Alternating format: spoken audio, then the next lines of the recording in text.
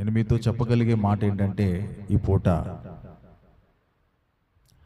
మన పని మనం చేస్తే దేవుడు తన పని ఆయన చేస్తాడు. చెప్పండి ఒకసారి. దేవుడు తన పని ఆయన చేస్తాడు.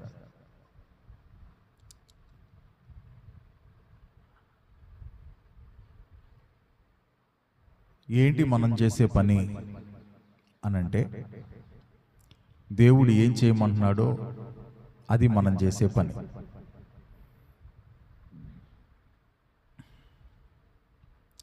చాలామందికి ఈ విషయం తెలియక,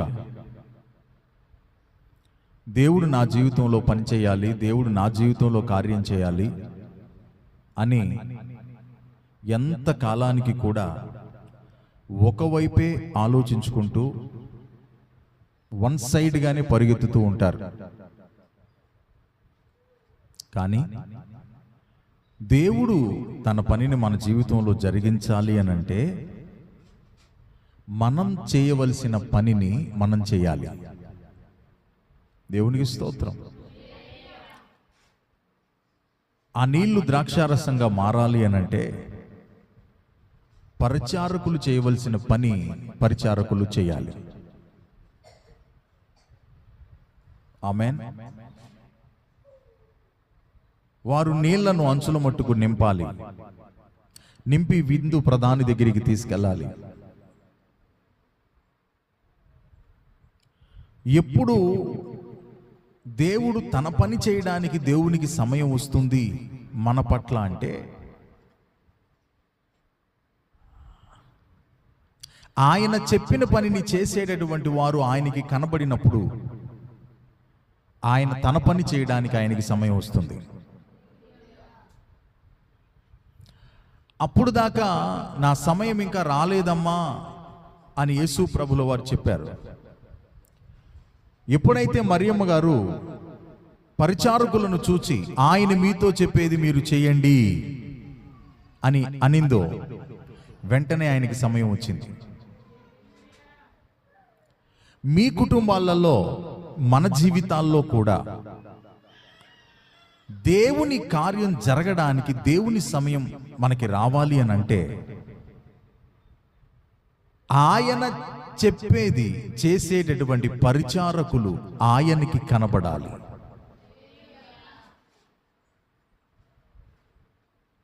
అదే చెప్తున్నాను, మన పని మనం చేయాలి, దేవుడు పని దేవుడు చేస్తాడు. మనం ఏమీ చేయకుండా దేవుడు వచ్చి ఏదో చేయాలి అని అంటే, అలా దేవుడు ఎక్కడా చేయలా, ఏమీ చేయలా.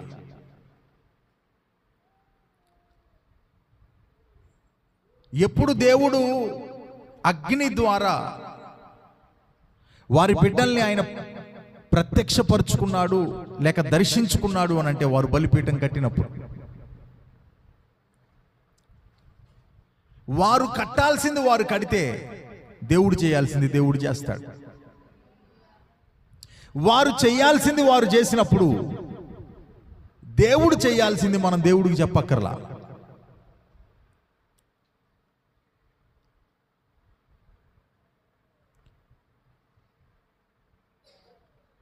పేతురు ఇంకనూ మాట్లాడుతూ ఉండగానే దేవుని పరిశుద్ధాత్మ కొర్నేలి ఇంటిని కమ్ముకోవాలి అని పేతురు దేవునితో చెప్పక్కర్లా. అది దేవుడి పని. పేతురు చేయాల్సిందల్లా ఒకటే, నీ దగ్గరికి వచ్చినటువంటి వారితో కూడా అడ్డం చెప్పకుండా నువ్వు వెళ్ళు, వారితో నీ వెళ్ళు, వారిని నేనే పంపించాను అని ప్రభువు మాట్లాడినప్పుడు, వారు అన్యులు కదా, వారితో నేను ఎలా వెళ్తానని చెప్పి అడ్డం చెప్పకుండా ఉండటమే పేతురు చేయాల్సింది. మనం చేసే మిస్టేక్ ఇదే. దేవుడు ఏం చేయాలో దేవుడికి మనం చెప్తాం.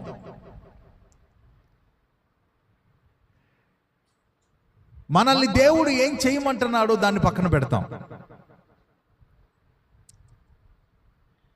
ఈ పూట దేవుడు మనకు చూపించే ఈ వ్యూ నుండి ఒకసారి చూడండి, అది ఎంత హాస్యాస్పదంగా ఉందో. ఆమేన్. 2 ఎద్దుల్ని తీసుకురండి, మీరు ఒక ఎద్దుని తీసుకోండి, నాకు ఒక ఎద్దుని ఇవ్వండి. ఆయన అగ్ని వస్తుంది, దహిస్తుంది. ఎప్పుడు అని అంటే నేను చేయాల్సిన పని నేను చేసినప్పుడు, నేను కట్టాల్సిన బలిపీఠం నేను కట్టినప్పుడు. ఎలా ఉంది ఆ బలిపీఠం? శిథిలమైపోయింది, పక్కకు పడద్రోయబడి ఉంది. ఆ బలిపీఠాన్ని ఇప్పుడు నేనేం చేస్తాను అని అంటే కడతాను. ఆ బలిపీఠాన్ని నేను లైన్లో పెడతాను. ఆ బలిపీఠాన్ని క్రమపరుచుకుంటాను, దాని మీద అర్పణను పెడతాను. నా నా నా చాప్టర్ క్లోజ్ అయిపోయింది, నా పని అయిపోయింది. ఏలియా ప్రార్థన ముగియకు ముందే దేవుని చాప్టర్ స్టార్ట్ అయింది.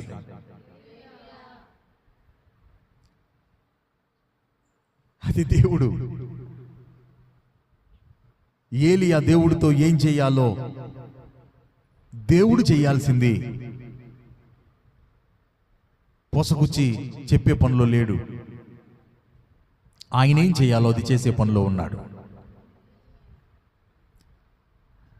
హల్లెలూయా. అదే చెప్తున్నా, మనం చేసేది మనం చేస్తే దేవుడు చేసేది నువ్వు ప్రత్యేకించి ఆయనకి చెప్పక్కర్లా. ఆయన మన జీవితంలో చేయవలసిన దాన్ని చేయడానికి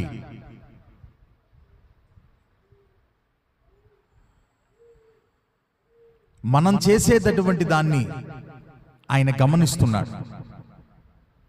అవును, నువ్వు చేసేది నువ్వు చేస్తే నేను చేసేది నేను చేయడానికి రెడీగా ఉన్నానని దేవుడు చెప్తున్నాడు. మనం దేనికి ఇష్టపడుతున్నాము అనంటే, దేవుని కార్యం చూడాలనుకుంటున్నాం, మంచిదే. దేవుని అద్భుతాన్ని చూడాలనుకుంటున్నాం, మంచిదే. దేవుడు కార్యం చేయాలనుకుంటున్నాం, మంచిదే. కానీ నీవు చేసేది నువ్వు చేయకుండా దేవుని కార్యం నువ్వు చూడలేవు. Praise the lord.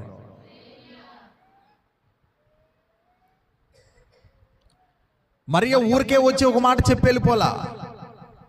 అక్కడ ఆవిడ పరిచారకుల్ని సిద్ధపరిచి వెళ్ళింది. పరిచారకులకు పని సబ్మిట్ చేసి వెళ్ళింది. ఆయన మీతో చెప్పింది, ఎవరిని సిద్ధపరిచిందో తెలుసా? దేవుడు చెప్పింది చేసేవారిని సిద్ధపరిచి వెళ్ళింది. యేసయ్య చెప్పే దానిని చేసేటటువంటి వారిని సిద్ధపరిచి ఆవిడటు వెళ్ళిందో లేదో దేవుని సమయం వచ్చింది.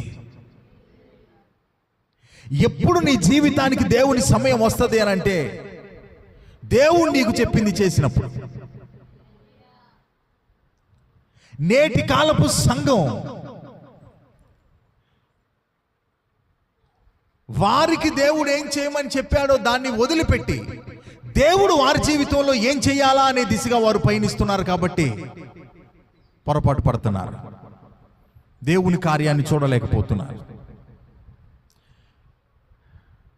ప్రతిరోజు ప్రతి సమయమందును నేనేం చేయాలి? ఆమేన్.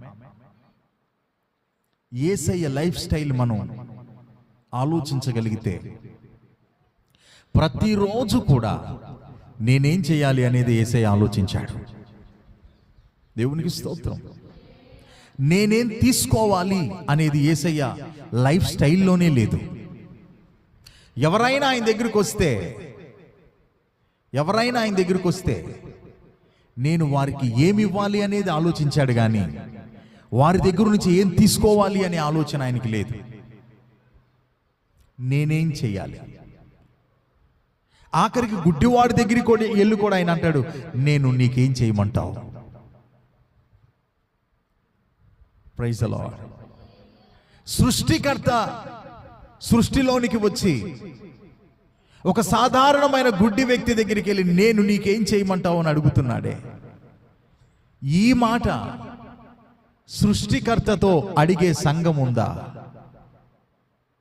అర్థమైందా? నువ్వు ఫస్ట్ రోజే ఇట్లా పట్టుకున్నావంటే కష్టం అంటారా?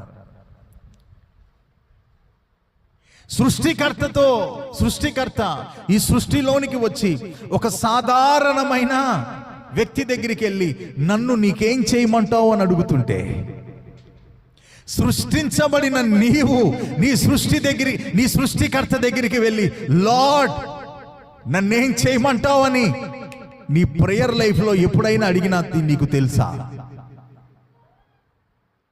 మనం చాలా పెద్ద పెద్ద మాటలు మాట్లాడతాం. పెద్ద పెద్ద ప్రవచనాలంటే మనకిష్టం. పెద్ద పెద్ద కార్యాలు మనకు కావాలి. కానీ ఏ రోజైనా చిన్న ప్రార్థన చేశావా? ప్రభువా, నీవు సృష్టించబడిన నీ సృష్టిగా నీ దగ్గరికి వస్తున్నా, నన్నేం చేయమంటావు? ఈరోజు నీ కోసం నేనేం చేయాలి? నీకొకటి తెలుసు, మనకొకటి తెలుసు. ఏంటో తెలుసా? మన కొరకు ఆయన ఏం చేయాలో తెలుసు. అది బోల్లంత ఉంది మన దగ్గర. చిట్టాలు ఉంది, పుస్తకాలు ఉంది. దేవా, నాకేం చేయాలంటే, నా భర్తకి ఏం చేయాలంటే, నా బిడ్డలకి ఏం చేయాలంటే, నా భార్యకి ఏం చేయాలంటే, ఇదిగో ఇటు చూడు నాయనా యేసయ్యా, ఇదిగో నాయనా మాకేం చేయాలంటే, వీళ్ళకేం చేయాలంటే, ఇది చాలా ఉంది. నీకోసం నేనేం చేయాలి? Praise the Lord. నీకోసం నేనేం చేయాలి చెప్పనా? దేవుడు నీ జీవితంలో చేసే ప్రతి కార్యం దేని వెనుక ఉందో తెలుసా?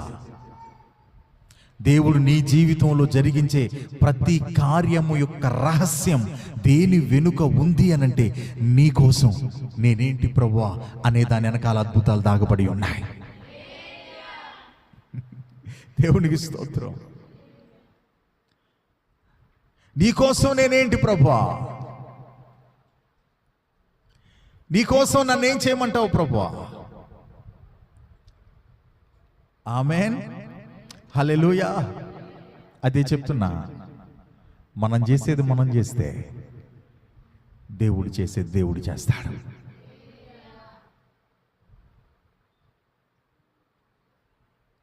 ఏం చేయాలి మనం? పరిచారకులు అక్కడ ఉన్నా సరే, వారికి ఇష్టమైంది వారు చేయడానికి లేదు.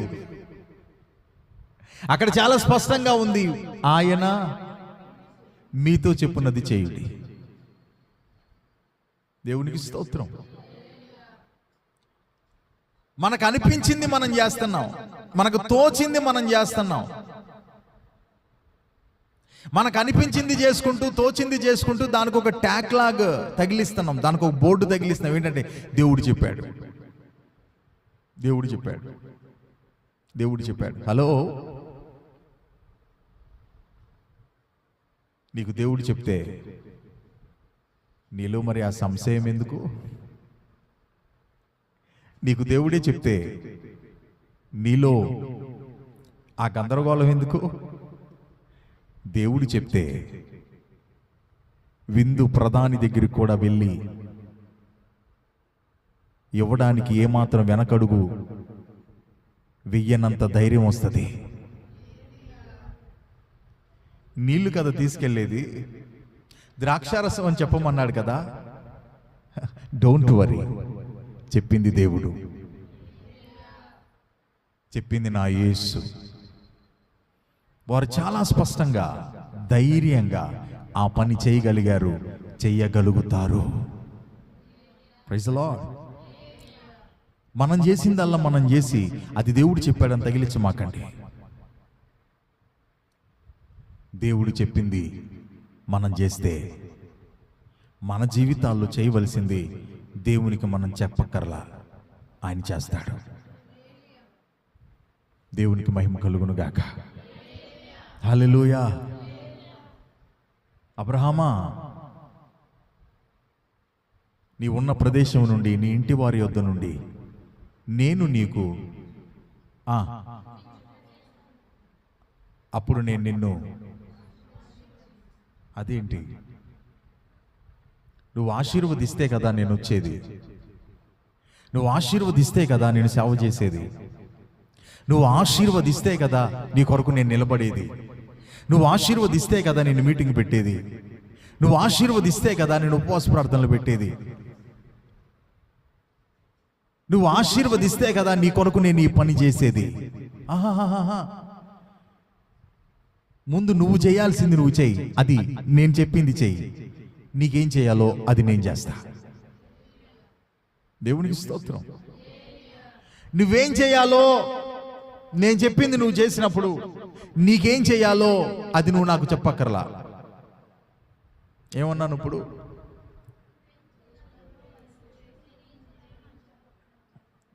ప్రైజ్ ది లార్డ్, హల్లెలూయా. మనం ఎందుకు ఇక్కడ కూడుకున్నాము అని అంటే ఆయన చెప్పింది చేయడానికి. దేవునికి స్తోత్రం, హల్లెలూయా. కేవలం ఆయన చెప్పింది చేయడానికే కూర్చున్నాం. డబ్బులు ఎక్కువై కాదు, ఆరోగ్యం ఉండి కాదు, అనుకూలతలు ఉండి కాదు. గడిచిన 2-3 రాత్రులుగా రాత్రికి వచ్చి గంటే పడుకున్నా. ఒక రాత్రి గంట, ఇంకో రాత్రి 2 గంటలే. నా పరిస్థితి రెస్ట్ లేకపోతే మామూలుగా ఉండదు. కానీ ఏం చేయను, ఉదయాన్నే పరిశుద్ధాత్మదేవుడు వచ్చి, కుమారుడా లే. ఆయన తడుతుంటే అలాగ లేచి ఆయన పాదాల దగ్గర కూర్చుని, ప్రభా ప్రభా నేను నీకోసం ప్రభా, I'm waiting for you. Praise the Lord. ఆరోగ్యము అనుకూలతలు ఉండి కాదు, ఆయన చెప్పాడు, మనం అది చేయాలి. దేవునికి స్తోత్రం. ఆయన చెప్పాడు, మనం అది చేయాలి. నీకు ఆరోగ్యం ఉన్నా లేకపోయినా, నీకు అనుకూలతలున్నా లేకపోయినా, ఆమేన్, ఆయన చెప్పింది చేయటం నేర్చుకో. ఈ ఫస్ట్ సెషన్లో దేవుడు నిన్ను ఎటు నడిపిస్తున్నాడో నీకు అర్థమవుతుందా? ఇదేదో సందేశం అనుకోకు. ఆయన చెప్పే రూటుని ఒకసారి నువ్వు పట్టుకో. ఆయన ఎటు నడిపిస్తున్నాడో అటు నడవడానికి నీ హృదయాన్ని సిద్ధపరచుకో. ఆయన దగ్గర నుంచి పొందవలసినటువంటి ఆ యొక్క కార్యాలు మన జీవితంలో ఆగిపోవటానికి గల కారణాల్లో one of the main reason ఏంటంటే ఆయన చెప్పింది చేయట్లా. అదేంటి సార్, భక్తి చేస్తున్నాం కదా, అదేంటి ప్రార్థన చేస్తున్నాం, అదేంటి మేము, అవును, కానీ నువ్వు అనుకున్నట్లుగా చేస్తున్నావు. ఆయనకంటూ ఒక రూట్ ఉంది, ఆయనకంటూ ఒక పద్ధతి ఉంది. అబ్రహాము గారు అంటాడు, అయ్యా ఈ ఇష్మాయేలుని నీ సన్నిధిని బ్రతకనివ్వయ్యా. దేవుడు అంటాడు, నో నో నో నో, నేను నీకు ఇవ్వబోయే ఒక కుమారుడు. మరి ఇష్మాయేలు నువ్వు వేసుకున్న రూటు, ఇస్సాకు నేను వేసిన రూటు. అక్కడ ప్రార్థనలు జరగవచ్చు, ఇక్కడ ప్రార్థనలు జరగవచ్చు. అది నువ్వు అనుకునే ప్రార్థన, నీ స్వార్థముతో నిండిన ప్రార్థన, నీకు కావలసిందేదో పట్టుకుని పోయే ప్రార్థన. కానీ ఈ రూట్ అది కాదు. ఇది నేను వేసిన రూట్. ఇది నేను ఏర్పాటు చేసినటువంటి దారి. ఆమేన్. ఈ దారిలో నీకెటు చూసినా నేనే కనపడతా, నీకెటు చూసినా నేనే కనపడతా. ఆ మోరియా పర్వతం మీద కూడా, అక్కడ కూడా గొర్రె పిల్లగా నేను నీకు ప్రత్యక్షమవుతా. ఎందుకు అనంటే అది నేను నీకు వేసిన దారి. Praise the Lord. కాబట్టి ఇప్పుడు దేవుని బిడ్డలారా, ఈ 2 దినాలు మనం ఒక ఆలోచనలోనికి, ఒక మైండ్ సెట్లోనికి రావాలి. అదేంటి అని అంటే, ప్రభువా నువ్వు చెప్పింది చేసే హృదయాన్ని నాకు ఇవ్వు ప్రభువా. ఆ హృదయం నాకు కావాలి. ఆ మనస్సు నాకు కావాలి. ఆమేన్. ఇవాల్టి వరకు ఆత్మీయత చేశాను, భక్తి చేశాను, ప్రార్థన చేశాను, ఏవేవో చేసుకుంటా పోయాను. చాలా చోట్ల రాజీ పడుతూ వెళ్ళిపోయాను. కానీ నువ్వు వేసే మార్గం ఒకటి ఉందంట కదా, అది ఎర్ర సముద్రంలో సహా నువ్వు మార్గం వేస్తావంట కదా.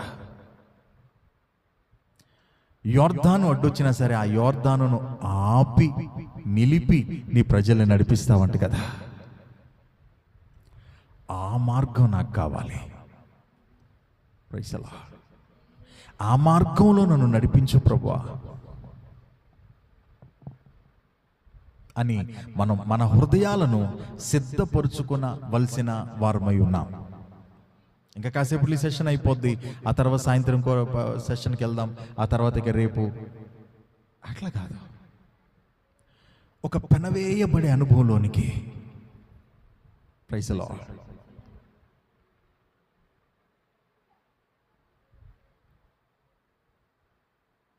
మన బలిపీఠాలు ఎలా ఉన్నాయో, ఎక్కడ పడద్రోయబడి ఉన్నాయో, ఎక్కడ మన హృదయం తప్పిపోయి ఉందో, చెడగొట్టబడి ఉందో, ఈ మొట్టమొదటి సెషన్లో అది మనం చూసుకోవలసిన వారమై ఉన్నాం.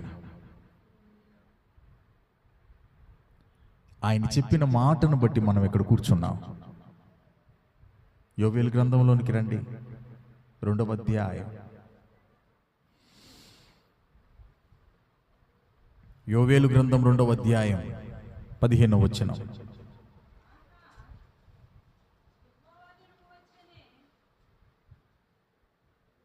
యోవేలు 2వ గ్రంథం 2వ అధ్యాయం 15వ వచనం.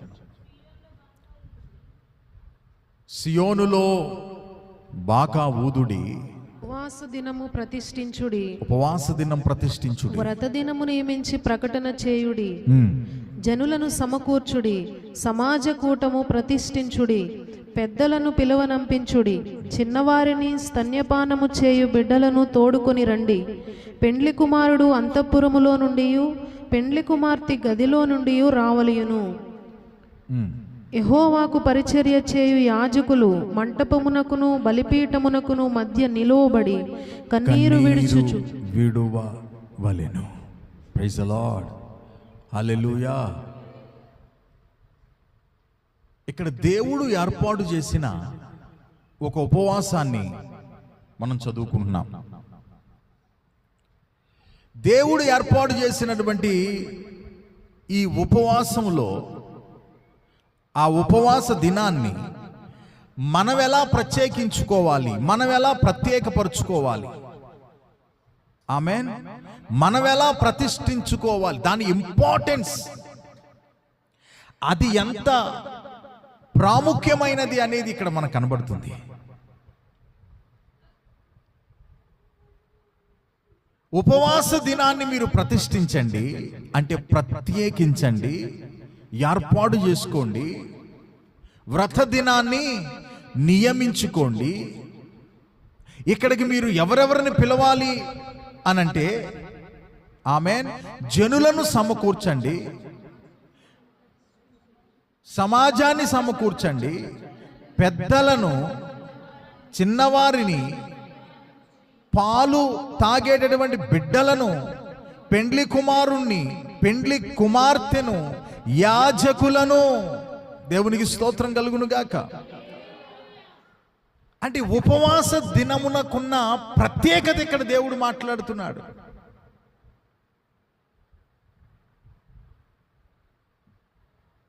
మన ఏరియాలో భోజనాల మీటింగ్లకి మంచి ప్రత్యేకత ఉంటుంది. భోజనాల మీటింగ్కి చక్కగా వెళ్తారు మా ఏరియాలో. ఫ్యామిలీల వారీగా వెళ్ళి చక్కగా కాసేపు గడిపి ఆనందంగా హాయిగా 4 మాటలిని ఇంటి వెళ్ళపోతే చక్కగా ప్రార్థన చేయించుకుని చక్కగా భోజనం చేస్తారు. ఎందుకు? వాళ్ళ ఇంట్లో భోజనం లేక కాదు, దేవుడు భోజనాలు. ఏంటి? దేవుడు భోజనాలని అదొక దాన్ని ఏమంటారు, నమ్మకం వాళ్ళకి. కాబట్టి ఖచ్చితంగా చిన్న బిడ్డలతో సహా తెప్పించుకుని ఒక ముద్ద వాళ్ళు కూడా పెట్టించుకుని తీసుకెళ్తారు, మంచిదే. కానీ ఉపవాసానికి అలా రావాలని దేవుని వాక్యంలో ఇక్కడ మనం చదువుకున్నాం. దేవునికి స్తోత్రం. ఉపవాస దినం ఎంత ప్రత్యేకించబడింది అని అంటే, పెండ్లి ఆ రోజే చేసుకున్నటువంటి వాడు పెండ్లి కుమార్తెతో కలిసి అంతఃపురంలో ఉండటానికి వీల్లేదు, వారిని కూడా ఉపవాసం పెట్టి తీసుకురండి. దేవునికి స్తోత్రం. పాలు తాగే పిల్లలయ్యా అంటే పాలు తాగే పిల్లల్ని కూడా తీసుకురండి. ఇంట్లో ఎవరిని వదిలిపెట్టొద్దు. ఇది ఎక్కడ మీరు ఊదాలి, ఇది ఎక్కడ బాకానాదం చెయ్యాలి, ఇది ఎక్కడ మీరు చెప్పాలి విషయానంటే సియోనులో. దేవునికి స్తోత్రం. సంఘములో ఈ బాకానాదం వినబడాలి. సంఘములో ఉపవాస దినమును ప్రతిష్ఠించుకోవాలి మనం అనే బాకానాదం వినబడాలి. కదిలితే స్వస్థత, మెదిలితే స్వస్థత కాదు. ఇదిగో నీకు ఆశీర్వాదం వస్తుంది చూడు, పైనుంచి నీకు దిగో పడుతుంది చూడు, ఇక మామూలు కాదు, నీ సుడి తిరగబోతుంది, నీ దరిద్రం పోబోతుంది, నీకు ఇక రాబోతున్నాయి, నువ్వు అనుకున్నాయని జరగబోతున్నాయి. ఇవన్నీ ప్రకటనలు నేటి దినాల్లో జరుగుతూ ఉన్నాయి. పరిశుద్ధాత్మ దేవుడు ఏం ప్రకటించాలని, ఏ బాకానాదాన్ని ఊదాలని చెప్పి సంఘములో ఆయన కోరుకున్నాడంటే ఉపవాస దినాన్ని గూర్చి మీరు ప్రకటించండి, దాన్ని ప్రత్యేకపరుచుకోండి. హల్లెలూయా. మీరు ఏ దినాలను ప్రత్యేకపరుచుకున్నారో ఆ దినాలలో మీరు అందరికీ దూరం అవ్వండి. ఆ దినాలలో మీరు అన్నిటికీ దూరం అవ్వండి. మీ ఇష్ట వస్తువులకి దూరం అవ్వండి, మీ ఆహారానికి దూరం అవ్వండి, మీ సెల్ ఫోన్కి దూరం అవ్వండి, మీ పనులు వ్యాపారాలకు దూరం అవ్వండి. ఉపవాసం అంటే జస్ట్ అన్నం మాని ఉప్మా తిని కాసేపు దేవుని సన్నిధిలో గడిపి తర్వాత వెళ్ళి టీవీల ముందు కూర్చునేది కాదు.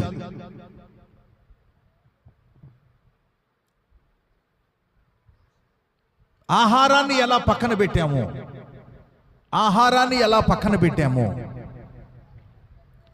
ప్రతిరోజు ఏది నిన్ను ఆకర్షిస్తూ ఉంటుందో దాన్ని కూడా నువ్వు పక్కన పెట్టాలి.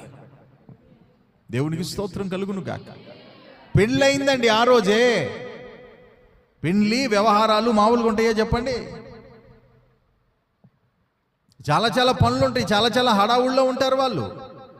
ఆ హడావుడిలన్నిటినీ కూడా పక్కన పెట్టి ప్రత్యేకించబడిన ఉపవాస దినానికి వారిని పిలువనంపుడి అంటున్నాడు దేవుడు. అది చెప్తున్నా. మనం చేయాల్సింది మనం చేస్తే మన జీవితంలో దేవుడు చేయాల్సింది దేవుడు చేస్తాడు. ఇది ఎవరు చెప్తున్నారు? నేను చెప్పేది కాదు, ఆయన చెప్తున్నాడు. ఇప్పుడు మనం ఏం చేస్తున్నాం ఈ పూట నుండి అని అంటే ఆయన చెప్పేది చేస్తున్నాం. ఈ 4 పూట్ల ఎందుకు మనం ప్రతిష్ఠించుకున్నామనంటే ఆయన చెప్పింది చేయడానికి ప్రతిష్ఠించుకున్నాం. ఇక మన ఆలోచనలు పక్కకి వెళ్ళిపోతాయి, మన ఆచారాలు పక్కకి వెళ్ళిపోతాయి, మనం అనుకునేవన్నీ పక్కకి వెళ్ళిపోతాయి. దేని కొరకు మనం పరుగులు ఎడుతున్నామో దాన్ని కూడా పక్కన పెట్టి ఇదిగో ఉపవాస దినాన్ని ప్రతిష్ఠించుకుని కన్నీళ్లు విడుచుచు దేవుని పాదాల సన్నిధికి రమ్మని ఆయన చెప్పాడు. సియోనులో బాకా ఊదించమని చెప్పాడు. దేవునికి స్తోత్రం కలుగునుగాక. హల్లెలూయా.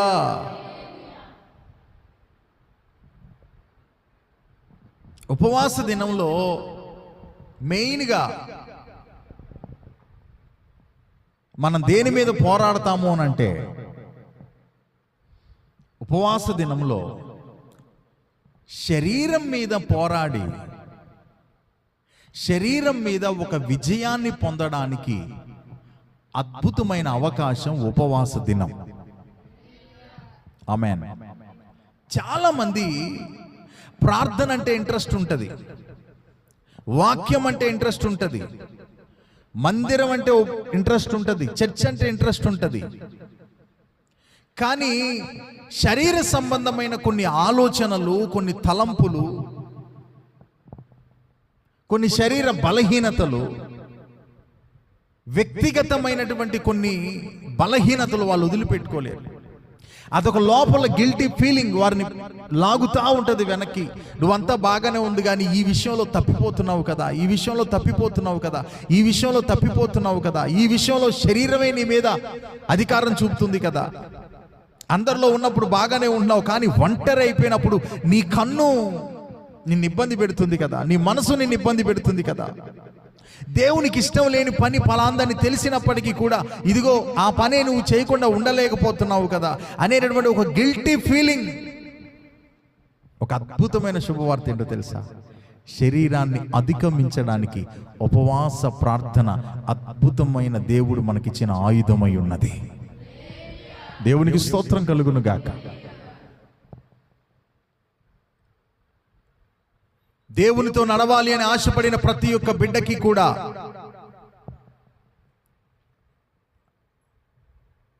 ఆ తీర్మానం తీసుకున్న రోజు దగ్గర నుండి శరీరంతో యుద్ధం స్టార్ట్ అవుద్ది.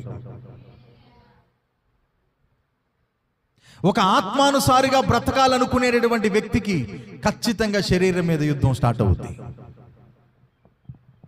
శరీరం ఒకవైపు లాగితే అటు నేను రాలేను, ఇటు వెళ్ళాల్సిందే అని చెప్పి ఆత్మ చెప్పేటటువంటి ఆలోచనల వైపుగా మనం ఈ యొక్క శరీరాన్ని తీసుకువెళ్ళడానికి, మన యొక్క జీవితాన్ని తీసుకువెళ్ళడానికి మనం ప్రతిరోజు ప్రయాసపడతాం. కొన్నిసార్లు ఏమవుద్దనంటే ఓడిపోతాం. కొన్నిసార్లు శరీరం వైపు లాగబడినప్పుడు మనకు తెలియకుండానే అటు వెళ్ళి ఇష్టం లేకుండానే కొన్ని పనులు చేసి గుండెల్లో గాయమయ్యి ఆ గాయాన్ని పూడ్చుకోలేక దేవుని వైపు ముఖం చూపించుకోలేక పడే తిప్పలన్నీ. అందుకే ఆయన అంటున్నాడు, నువ్వు ఉపవాస దినాన్ని ప్రతిష్ఠించు. ఉపవాస దినములో నేను కొన్ని నీ కొరకు దాచిపెట్టాను. Praise the lord. ఎందుకు ఉపవాస దినాలు? ఇమ్మానుయేల్ గారు వచ్చి 4 మాటలు చెప్తాడు, చక్కగా కమ్మగా 4 మాటలు వినేసి ప్రార్థన చేయించుకుని వెళ్ళిపోయేది కాదు. ఇది కాదు, నీ హృదయం ఆమేన్ పగలడానికి ఉపవాస కూడికలు. ఎలా కన్నీరు కార్చాలంట చదవండి. అదే అధ్యాయంలో ఉంటుంది కదా, 1వ అధ్యాయం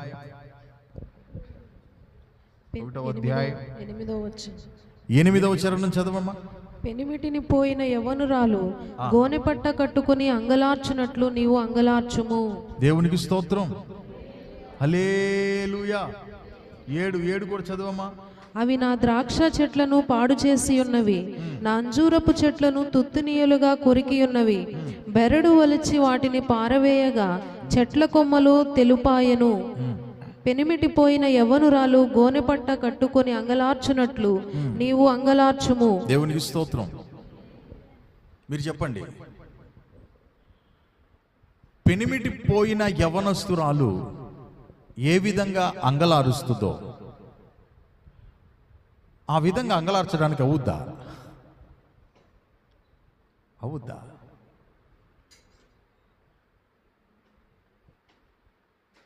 ఆ విధంగా దేవుని పాదాలు పట్టుకుని కన్నీరు కార్చడానికి అవుతుందా? ఎప్పుడు పడితే అప్పుడు అవుద్దా? ఎందుకు ఆవిడ ఆ సమయంలో అంతగా ఏడుస్తుంది, రోదన చేస్తుంది? యవ్వన కాలంలో భర్తను కోల్పోయినటువంటి భార్య ఎందుకు అంతిదిగా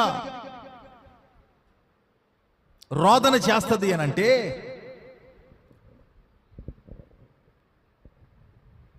తనకి ఆధారం లేదు కాబట్టి. ఆధారం ఏమైపోయింది? లేడు. అప్పుడు ఏమైంది ఆవిడికి? గట్టిగా గుండె పగిలిపోయింది. కన్నీరు ఎప్పుడు వస్తుందో తెలుసా? నీ గుండె కఠినంగా ఉన్నప్పుడు కాదు, అది పగలాలి. అది ఎప్పుడు పగులుతుందో తెలుసా? ఈ లోకంలో నువ్వే ఆధారాలు పట్టుకున్నావో వాటిని వదిలేసినప్పుడు.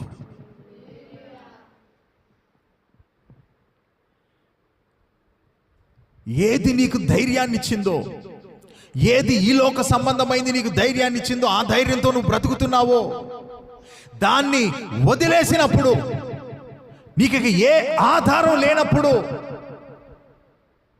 ఆయన దగ్గర నీ గుండె పగులుద్ది.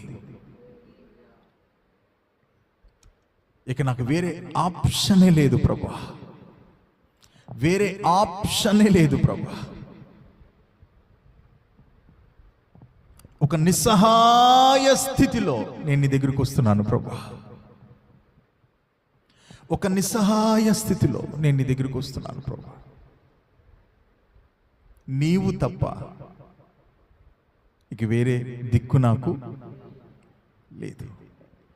ఉన్న పాటున వచ్చుచున్నాను. నీవు తప్ప ఇక వేరే దిక్కు లేదు ప్రభా.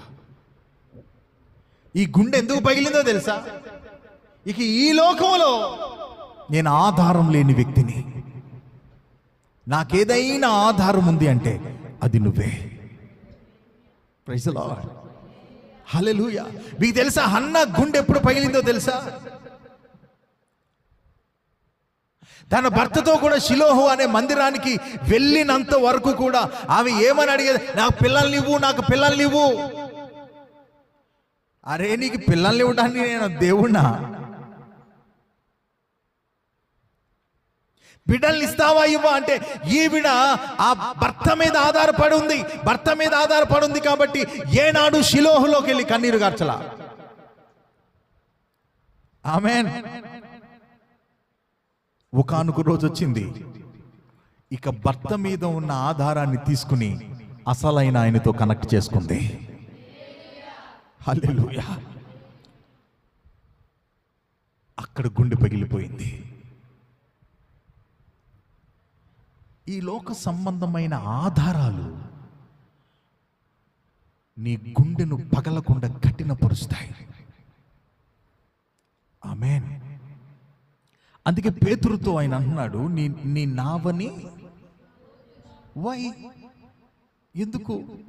అరే, నువ్వు ఒడ్డు దగ్గరే ఉన్నంత వరకు గాలి రాగానే ఒడ్డు మీదకి వెళ్తావు, తుఫాన్ రాగానే ఒడ్డు మీదకి వెళ్తావు. నాకు ఒడ్డు ఉంది కదా అనుకుంటావు. ఏ ప్రాబ్లం వచ్చినా గబిక్కిన దానిలో నువ్వు దూకొచ్చులే అనుకుంటావు.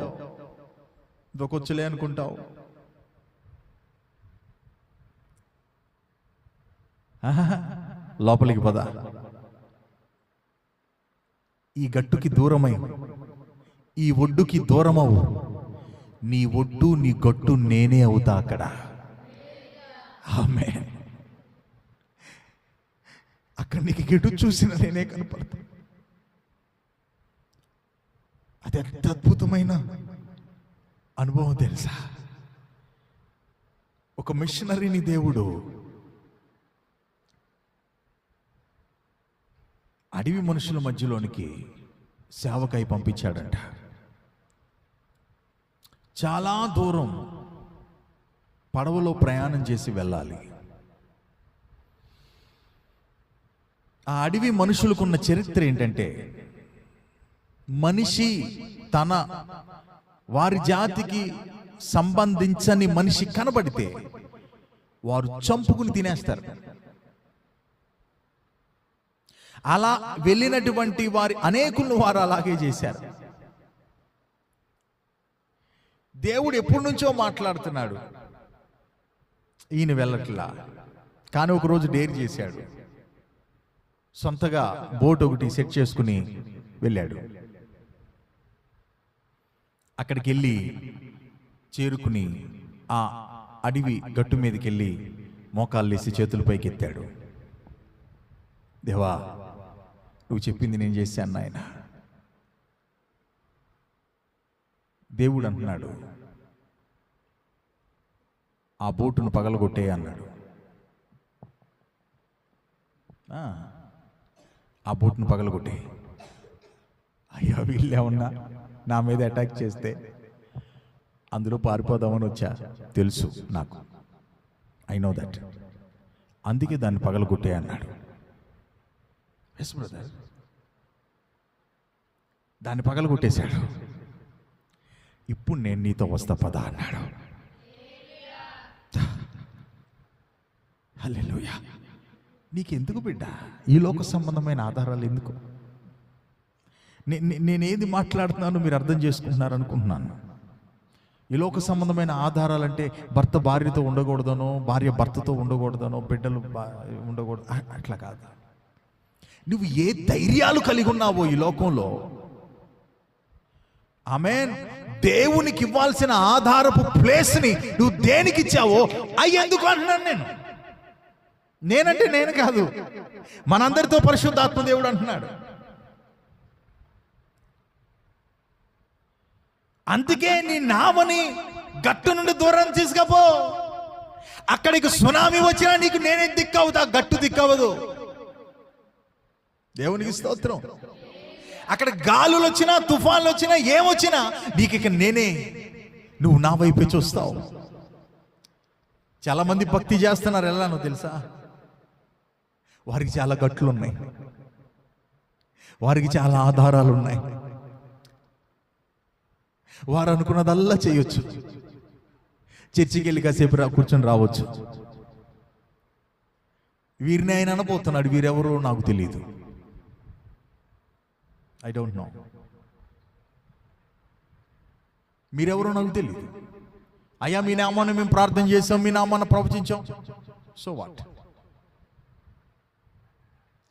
దెయ్యాలు కూడా నా నామాన్ని ఒప్పుకుంటున్నాయి, అట్లా నా పక్కన కూర్చోబెట్టుకోనా? ప్రైజ్ ది లార్డ్, హల్లెలూయా. ఏ ఆధారం మనం కలిగి ఉన్నామో దాన్ని పక్కన పెట్టుకుని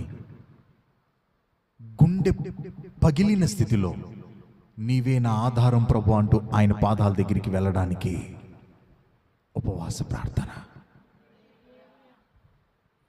దేవునికి స్తోత్రం.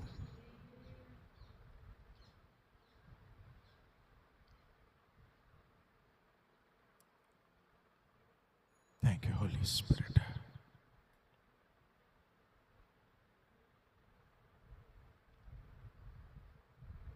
అందుకే ఆయన చెప్పినటువంటి రీతిలో మనం కూడుకున్నాం. మన ఆధారాలు అయితే ఏమైతే ఉన్నాయో వాటిని పక్కన పెట్టుకుంటేనే ఆయనకి ఆధారమైన వాడు యవన ప్రాయంలో కోల్పోయింది ఆవిడ. ఇక భవిష్యత్ అంతా ఎలా కనపడుతుంది? నీవు అనే ఒకడివి నాకు లేకపోతే నాకు భవిష్యత్ అంతా ఇక శూన్యమే ప్రభువా, ఎందుకంటే ఇక నాకు ఏ ఆధారం లేదు అనే ఆ వ్యక్తి గుండె పగులుద్దు దేవుని సన్నిధిలో.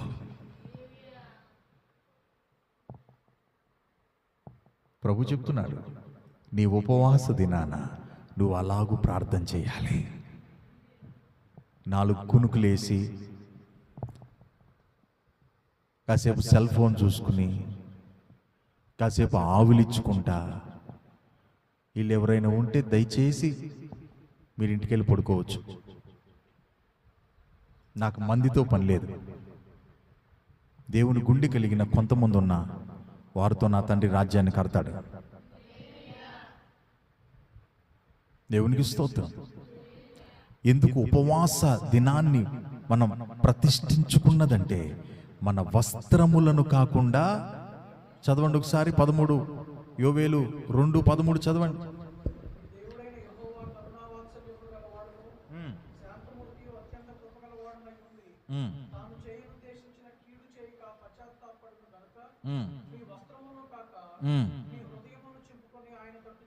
ప్రైజ్ ది లార్డ్, హల్లెలూయా.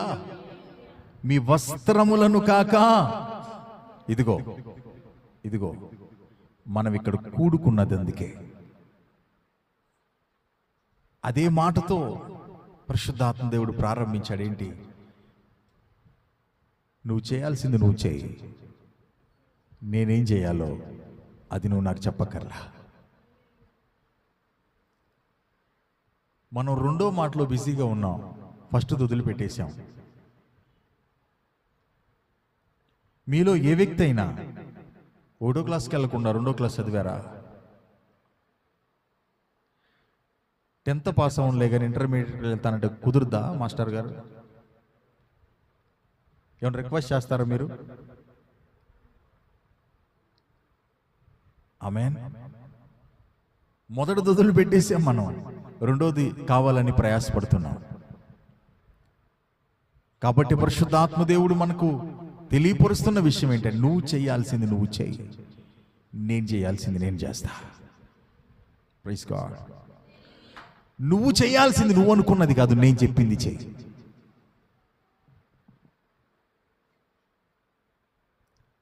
అదే ఆయన చెప్పేదానికి భాగంలో మన ఉపవాస దినాన్ని ప్రతిష్ఠించండి. కుటుంబంలో నువ్వు ఒకడివి కాదు, కుటుంబం అనంతా తీసుకొచ్చి కూర్చోబెట్టు. ఉపవాస దినాన ఫ్యామిలీ అందరితో రా. పనులు వ్యాపారాలు పక్కన పెట్టే ఆ 2 రోజులు వచ్చేం చేయాలయ్యా అంటే, నీ హృదయాన్ని చింపుకో. వస్త్రాలను కాదు, వస్త్రాన్ని కాకుండా నీ హృదయాన్ని చింపుకో.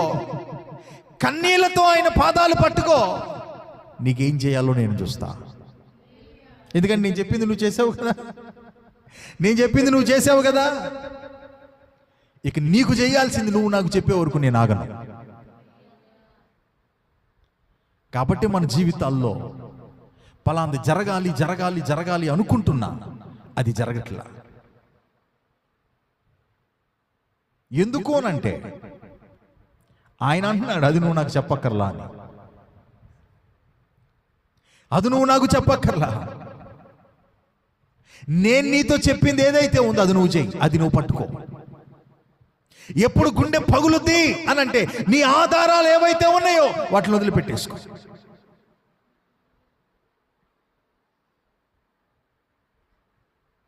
ఆయన వారిని పిలిచినప్పుడు, శిష్యులను యేసు ప్రభు పిలిచినప్పుడు, వారు తమ వలలు విడచి, వలలు మీన్స్ వారి జీవన ఆధారమును విడచి ఆయన వెంబడించారు.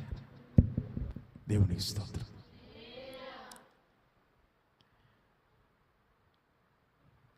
నీకే ఆధారమో దాన్ని పక్కన పెట్టి ఆయన పట్టుకో. నీకేం చేయాలో ఆయన చూసుకుంటాడు. ఆ క్రమంలోనే మీరు ఉపవాస దినాన్ని ప్రతిష్ఠించుడే అని చెప్పాడు కాబట్టి మనం ప్రతిష్ఠించాం. మీరు ఈ పని చేయండి అని చెప్పాడు కాబట్టి మనం ఈ పని చేస్తున్నాం. ఇది ఎలా చేయాలి అని అంటే, కన్నీళ్లతో, టైంపాస్గా కాదు, ఏదో కాసేపు వెళ్ళి గడిపేద్దాం అన్నట్లు కాదు.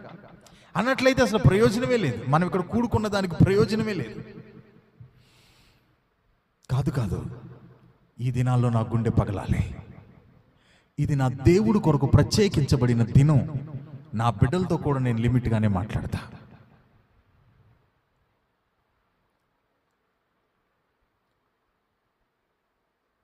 నా భర్తతో కూడా నేను జోక్ లేను. ఎందుకంటే ఈ నోటిని నేను ప్రతిష్ఠించా. ఈ 2 రోజులు నా దేవుడితో, నా దేవుడు ఏం మాట్లాడమంటున్నాడు ఆ మాటలు నేను మాట్లాడాలి.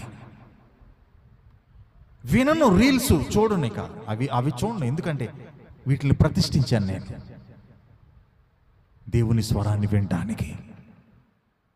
అలా ప్రతిష్ఠించబడిన చెవి ఉన్నప్పుడు ఇక్కడ నుంచి దేవుని వాయిస్ వినపడుతుంది.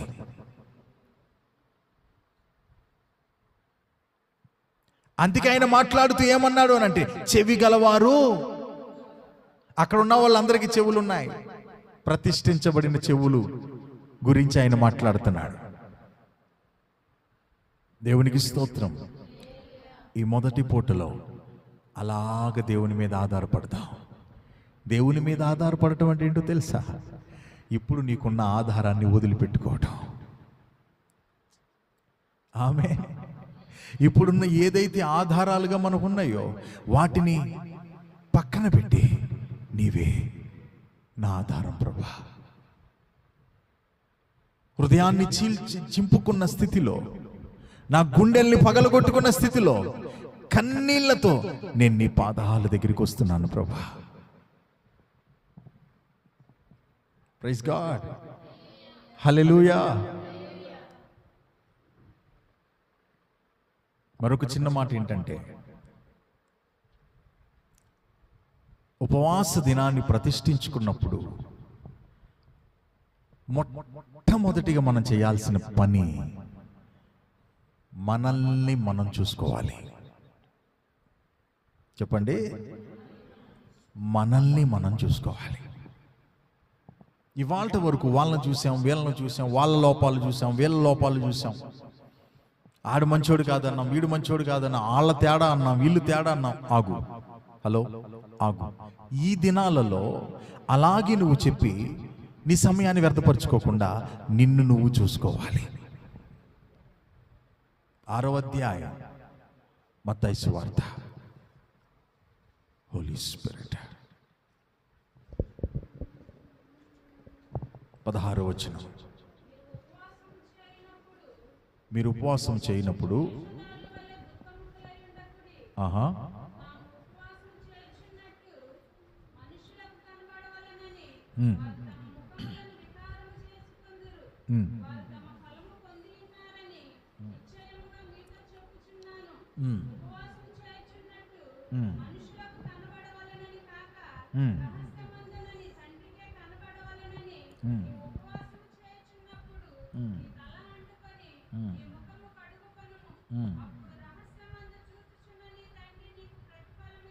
చాలు. దేవునికి స్తోత్రం చెప్తారా?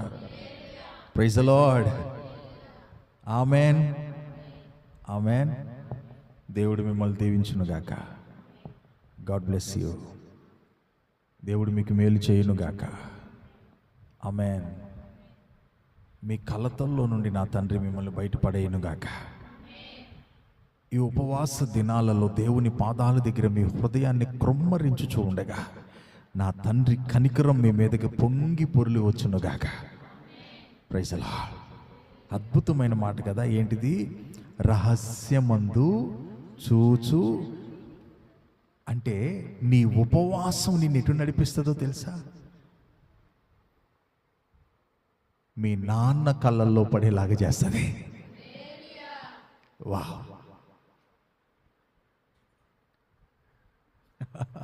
దేవునికి స్తోత్రం. మీ నాన్న కళ్ళల్లో పడేలాగా చేస్తుంది.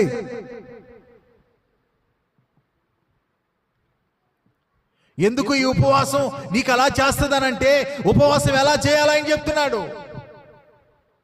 మీరు ఉపవాసం ఉన్నప్పుడు వేషధారుల వలె కాక మీ ముందు పెద్ద బోర బోధించుకోకుండా నీ కాన్సెప్ట్ అంతా ఒకటే. ఏంటంటే ఆయనకు కనపడాలి. నా కన్నీళ్ళు నా పక్కన వాళ్ళకి కాదు కనపడాల్సింది. నా కన్నీళ్ళు ఆయనకు కనపడాలి. నా గుండెల్లో వేదన ఆయనకు కనపడాలి. నా హృదయ వేదన ఆయనకు కనపడాలి. నా హృదయంలో ఉన్నటువంటి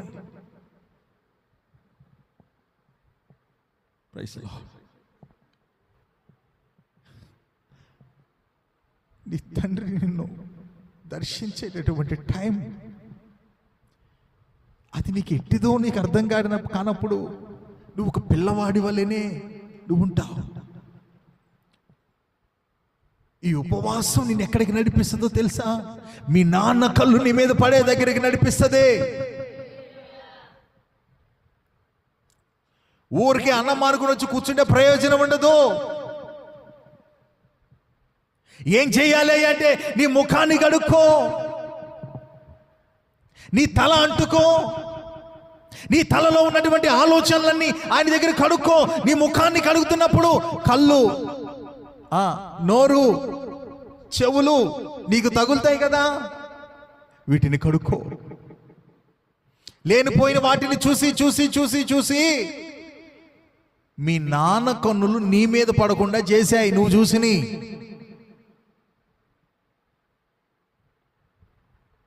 అనవసరమైనటువంటి విషయాలు నీది కాని విషయాలు కూడా మాట్లాడి నాకు తెలిసిన ఒక ఆయన ఉన్నాడు, ప్రతిదానిలో ఎంటర్ అయిపోతాడు. ఇది మంద కాని సబ్జెక్టు, ఏదో వాళ్ళు ఏదో మాట్లాడుతున్నారు, ఓకే రైట్, మౌనం ఉండదు. అయ్యా ఏంటి ఇప్పుడు నీకు చెప్పాలా? వాళ్ళదేదో పర్సనల్గా వచ్చి నాతో చెప్పుకుంటున్నారు ఒక బాధని, అది మళ్ళీ వినపడకుండా నిదానంగా చెప్తున్నారయ్యా కొంచెం నా పరిస్థితి ఇలా ఉందని. ఈ దగ్గరికి వచ్చి ఏంటంటయ్యా వీళ్ళు వాళ్ళని అడుగు చెప్తారు. మధ్యలో మళ్ళీ ఆ పాపం నాకెందుకు? అసలు ఇది కాని ప్రతిదానిలో మాటేసి ప్రతిదానిలో తగుదనమ్మా అనుకుంటూ వస్తారు కొంతమంది. పిచ్చి పిచ్చి మాట్లాడి, వ్యర్థమైన మాట్లాడి కూడగట్టుకున్నాం. అనవసరమైనవి విని, అసలు ఇది కానిది నువ్వు వినకూడదు. చెప్పండి ఒకసారి. వినుట వలన విశ్వాసము కలుగును, వినుట వలన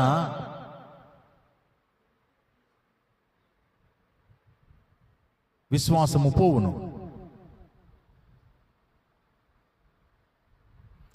అందుకే సిస్టర్ జ్ఞాపకం చేశారు కదా, వినుట అదే నీకు విశ్వాసం కలిగిస్తుంది.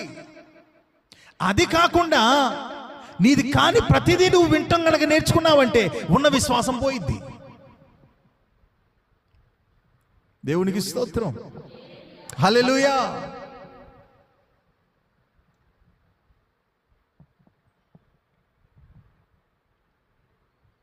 డాక్టర్ గారు రిపోర్ట్ వస్తే నీకు పలానా రోగం ఉందంట అని చెప్పి మధ్యలో కూడా డాక్టర్ గారు చెప్పకముందు ఈడు వచ్చి చెప్పేశాడు.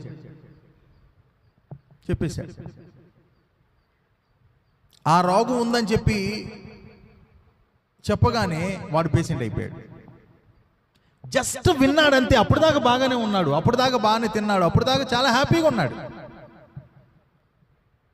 కానీ ఇది ఎప్పుడైతే విన్నాడో పేషెంట్ అయిపోయాడు, రోగిష్ట అయిపోయాడు. ఇక తినలేకపోతున్నాడు, తాగలేకపోతున్నాడు. అప్పుడు దాకా తిన్నాడు, తినలేకపోతున్నాడు, తాగలేకపోతున్నాడు. కారణం విన్నాడు. తీరా డాక్టర్ దగ్గరికి వెళ్ళిన తర్వాత పేరు మిస్టేక్ అయిందా, అది నీది కాదు రిపోర్ట్ అన్నాడు. నీకంతా బాగానే ఉందన్నాడు. మరి వీడికి ఈ రోగం ఎక్కడి నుంచి వచ్చింది? మరి అదే చెప్పేది, నీది కాంది నువ్వు వినొద్దు. కొంతమంది నేనంటాను అవి చెప్పొద్దు బ్రదర్ అంటాను. వద్దులే, నో, మంద కాంది మనకొద్దు. ఎవరో రహస్య ఇళ్లలో ఉన్న రహస్య గుట్లు చెప్తుంటే నువ్వెందుకు నీ చెవుని ఇవ్వాలి? ఎందుకు ఇవ్వాలి? అలాంటి వాళ్ళు మాట్లాడుకున్నప్పుడు వాళ్ళు మాట్లాడుకోనివ్వండి, వాళ్ళని విన్ననివ్వండి, వాళ్ళు కోసుకుంటారు రేపు. కానీ నీ చెవునివ్వద్దు. మనం వినటానికి, చాలా మంది వాక్యము వినటానికి నిద్ర వస్తుంది. మీకు ఎప్పుడైనా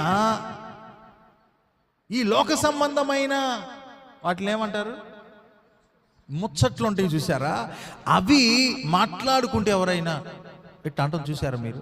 మీ జీవితం లైఫ్ టైం ఛాలెంజ్. ఎవరైనా ఆ ముచ్చట్లు మాట్లాడుకుంటూ అదే ఆడు అటు వెళ్ళాడంట,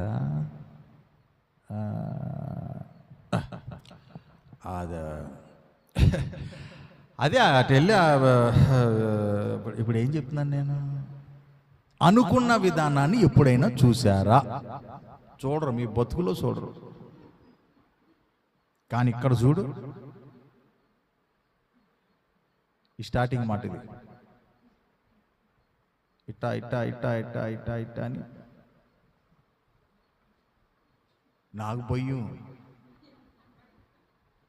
లేనిపోయింది. ఇప్పుడు ఆ వ్యక్తి నిద్రపోయాడనేది రాదు, నిద్రపోయిందనేది రాదు, ఆయన చెప్తుంటే నాట పడిపోయింది అంటారు. ఇప్పుడు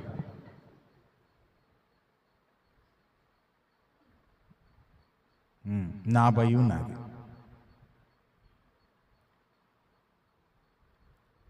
అవునండి, తెలిసాడు సంగతి నీకు అంటే వీడు కరెంట్ షాక్ కొట్టినంత ఫీలింగ్. ఎప్పుడైనా వాళ్ళ విషయం మనకి ఎందుకులే బ్రదర్ అన్నారా?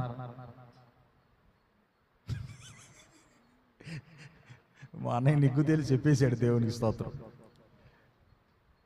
అను అవునా అట్ట అన్నాడా? ఇంకేమన్నాడు?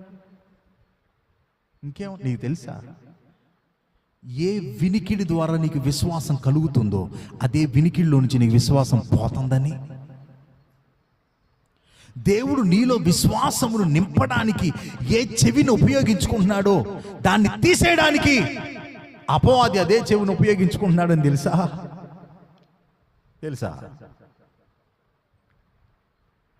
దేవునికి స్తోత్రం.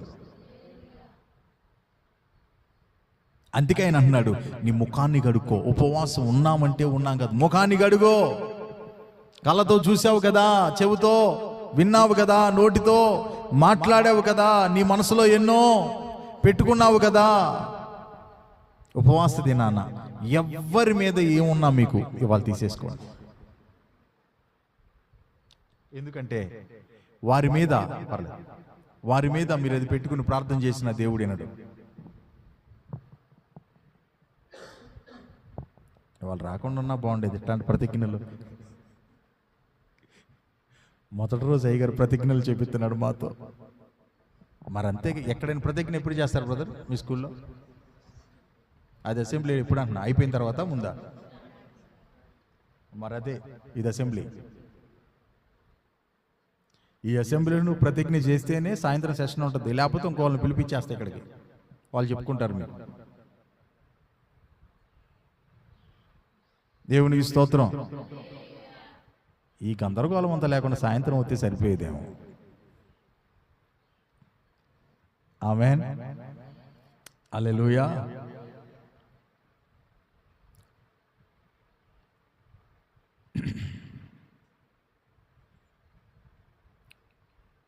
మనసులో చాలా మనం నింపుకున్నాం కదా, వాటన్నిటినీ ఖాళీ చేసుకోవడానికే ఉపవాస దినం. మీకైనా నాకైనా ఎవరికైనా. ఎందుకు అనంటే, నీ రహస్యమందు ఉన్న తండ్రి నీకు ప్రతిఫలము ఇవ్వకుండా ఇవడ్డుపడ్డాయి.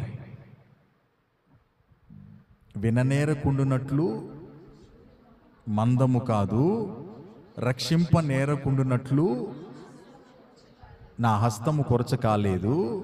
కానీ ఇవి నేను నీకెందుకు చేయలేకపోతున్నానంటే, ఆమేన్, నీ మనవిని నేను ఎందుకు వినలేకపోతున్నాను, నా చేయి నీకెందుకు. ఎక్కడ? యెషయా గ్రంథం 59వ అధ్యాయం మొదటి వచనం. రక్షింపనేరకుండునట్లు యెహోవా హస్తము కురచ కాలేదు, విననేరకుండునట్లు ఆయన చెవులు మందము కాలేదు. మీ దోషములు మీకును మీ దేవునికిని అడ్డముగా వచ్చెను, మీ పాపములు ఆయన ముఖమును మీకు మరుగుపరిచెను గనుక ఆయన ఆలకింపకున్నాడు. ప్రైజ్ ది లార్డ్, హల్లెలూయా. ఏంటంట? మన ప్రార్థన వినగలిగిన వాడు కానీ వింటలా. మన సమస్యకి సహాయము చేయగలిగిన శక్తిమంతుడు కానీ చేయట్లా. కారణం ఏంటి అనంటే, ఆయన ముఖం మనకు కనబడకుండా, మన ప్రార్థన ఆయన దగ్గరికి వెళ్ళకుండా మన దోషములు ఏమైనాయి అంట? అడ్డు గోడ కట్టేసినాయి అంట. ఈ గోడ వైపు అటువైపు ఆయన ఉన్నాడు, ఇటువైపు మనం ఉన్నాం. మధ్యలో ఏమో ఏ గోడ ఉంది? కాంక్రీట్తో కట్టిన గోడ కాదు, అది అంతకంటే బలమైంది. మరి ఏంటి? దేవుని ముఖం మనకి మరుగు చేసిందంటే మామూలు గోడ అండి ఇది? మన మొర్ర దేవుని దగ్గరికి వెళ్ళకుండా చేసిందంటే ఇది మామూలు గోడేనండి ఇది? కాంక్రీట్లతో కట్టిన గోడలు ఆపలేవు. ఆయన నిన్ను చూడకుండా, నిన్ను దర్శించకుండా, నీకు సహాయం చేయకుండా కాంక్రీట్తో కట్టిన గోడలు ఆపలేవు. కానీ పాపాలతో మనం కట్టుకున్నామే గోడ, అది ఆపేసింది. పాపాలతో కట్టినటువంటి గోడ ఆపేసిందండి ఆయన సహాయం మన దాకా రాకుండా. అందుకే ఆయన అన్నాడు, నువ్వు ఉపవాసం ఉన్నప్పుడు ఉపవాసాన్ని వేస్ట్ చేసుకో మాకు రా పిచ్చోడు అంటున్నాడు ఆయన. ఎవరో వినాల్సింది ఆయనే, కానీ మనకు మళ్ళీ పర్సనల్ గైడర్గా వచ్చి మనకు చెప్పేది ఆయనే. అసలు చూడండి ఎంత ప్రేమ కలిగిన దేవుడు. మనం నిద్రమోహాలం అని ఆయనకి తెలుసు. ఇక్కడ కాసేపు ఇంటికి వెళ్ళి ఎప్పుడమ్మా సాయంత్రం 7 అన్నాడా అయ్యారు? 7ఏనా వెళ్దాంలే, 8కి లేపు నన్ను అట్లా మనం అంటామని ఆయనకి తెలుసు. కాబట్టి ఆయన వేస్ట్ చేసుకోమాకరా పిచ్చిదానా, వేస్ట్ చేసుకోమాక. అట్టా వేస్ట్ చేసుకుని మన సమస్యలు నీట తగలటి తెచ్చినాయి. కాబట్టి వేస్ట్ చేసుకోమాక. ఎవరు చెప్పేది? ఆయనే మళ్ళీ పర్సనల్ గైడర్గా వచ్చి మాట్లాడుతున్నాడు మనతో. మనం మాట్లాడేది ఆయనతోనే. అసలు ఎలా మాట్లాడాలో, ఉపవాస దినాన్ని ఎలా యూటిలైజ్ చేసుకోవాలో చెప్తున్నాడండి. దేవునికి స్తోత్రం. ఉపవాస దినాన్ని ఎలా వినియోగించుకోవాలో చెప్తున్నాడు ఆయన.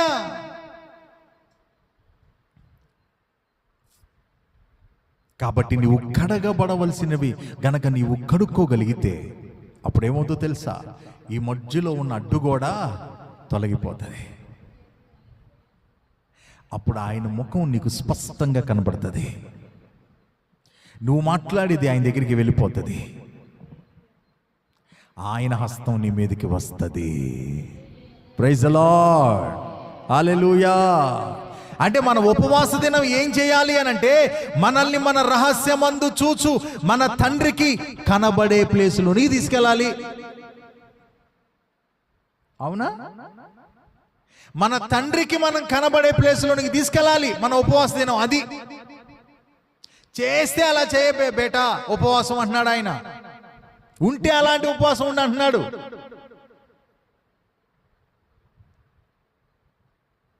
కొంతమంది ఉంటారు ఉపవాసం, వారి పనులు వారే, వారి మాటలు వారే, వారి పద్ధతులు వారే, వాళ్ళ క్రియలు వారే, ఏవేవో చేసుకుంటూ ఉంటారు. పేరుకే ఉపవాసం అంటారు. ఆ ఉపవాసం దేవుణ్ణి కదిలించలేదు. దేవునికి మనకి మధ్యలో ఉన్న అడ్డుగోడని బ్రేక్ చేయలేదు. నువ్వు ఉపవాసం ఉంటే అడ్డుగోడ బ్రేక్ అవ్వాలి. అడ్డుగోడలు పెట్టుకుని ఆరాధనలు చేస్తున్నాం మనం. ఎంత మంచోళ్ళమో. ఆయనకి మనకి రూట్ క్లియర్ లేదు. ఆయనకి మనకి దాన్ని ఏమంటారు, రిప్లైలు సప్లైలు ఆగిపోయాయి. ఇలాంటి ఆగిపోయి స్తబ్దతలో ఉండిపోయి కూడా మనం ప్రార్థనలు పెట్టుకుంటున్నాం, ఉపవాస ప్రార్థనలు పెట్టుకుంటున్నాం, ఉజ్జీవ కూడికలు పెట్టుకుంటున్నాం. ఇవన్నీ ఎక్కడ? పాపాల గోడలోపే మొత్తం అడిదరికి వెళ్తుంది. ఈ పాపాల గోడ దాకా వెళ్ళటం, ఫాట్ మంది దానికి తగిలి మళ్ళీ కిందకు వచ్చేయటం. ఏ గోడ అది? అమ్మా, మీ ఇల్లు కడితే కట్టారు కానీ మంచి గోడలతో కట్టండి, పాపాల గోడలతో వద్దు. ఎందుకండి ఈ గోడ మనకి? అడ్డుగోడ. ఎరుకో గోడే బెటర్ దీనికంటే. దేవునికి స్తోత్రం, హల్లెలూయా. ఎందుకు? 7 రోజుల్లో కూలిపోయింది. ఇది ఏడకొలుతుంది 7 రోజుల్లో? సంవత్సరాలు తరబడి కాంక్రీట్తో కంటే స్టాండర్డ్గా కట్టేశాను ప్రభువా. అసలు ఇబ్బంది ఏం లేదు, ఉచితంగా కట్టా. వాటిలంటే కొని తెచ్చుకోవాలి, ఇదంతా ఉచితం. కాబట్టి ఆయన అంటున్నాడు, నీ తల అంటుకో, మనసుని కడుక్కో, ఇదిగో నీ కళ్ళను కడుక్కో, నోటిని కడుక్కో. ఆమేన్. నీ చెవులు వినికిడి ద్వారా ఏదైతే నీలోనికి ప్రవేశించి నేను కల్మషం చేసినాయో, నా ముఖం నీకు మరుగు చేసినాయో, రహస్యమందు చూచేటటువంటి నేను నీకు ప్రతిఫలం ఇవ్వకుండా ఏదైతే అడ్డు వచ్చి నిలబడిందో కడుక్కో. అంటే మన ఉపవాసాన్ని ఈ విధముగా మనం ఉపయోగించుకోవాలి. మీకు తెలుసా, ఉపవాసాన్ని ఉపయోగించుకోవటం చేతవ్వాలి. లేకపోతే 2 రోజులు కాదు 40 రోజులున్నా ప్రయోజనం లేదు. ఉపవాసాన్ని ఏం చేయటం? ఎంతకు ఉపవాసం అంటున్నాం, మేము ఎక్కడ ఉంటున్నాం అయ్యా అన్నట్టు చూస్తున్నారండి మీరు. అందరూ ఉపవాసమేనా? ఉపమావాసమా? దేవుడికి స్తోత్రం, హల్లెలూయా. ఏం చేయమంటావు స్వామి? షుగర్లు, బీపీలు, గ్యాసులు. మా ఇంట్లో గ్యాస్ బండ్ అయిపోయింది కానీ నా ఒంట్లోది అవుతుందా స్వామి? అవుతుందా అంట. అరే కొనపోయినా రోజు రోజుకి కింటాలు ఉంటుంది అయ్యా లోపల గ్యాసు.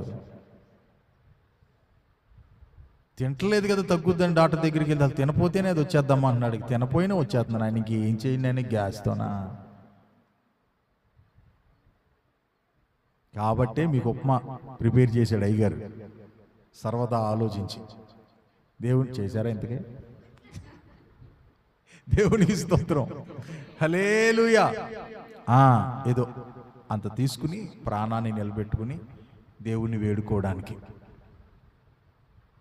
మంచినీళ్ళతో ఉన్నాం అనుకో, సాయంత్రానికి చచ్చిపోతారు మీరు, నాకు తెలుసు.